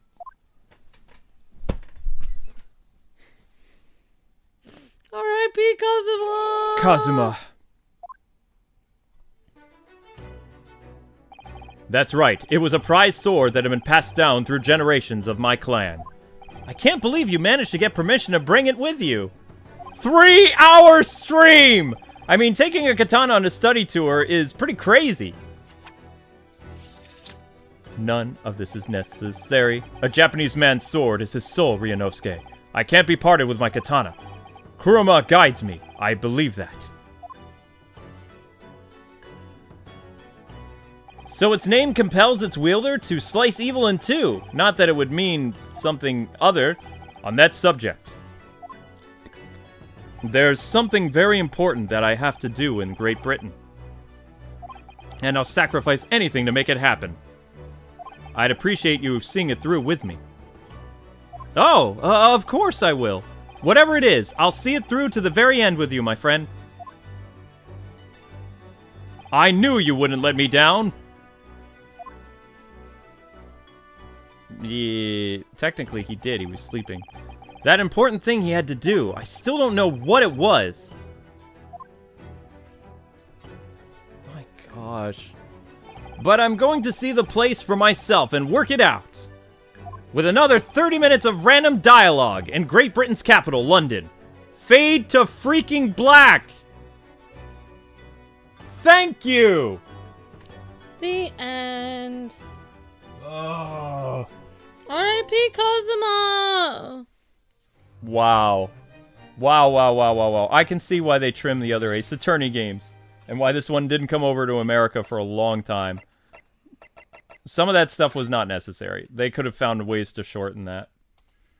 It was unnecessary exposition. Too much. Too much. I love dialogue, but that's a lot. A lot.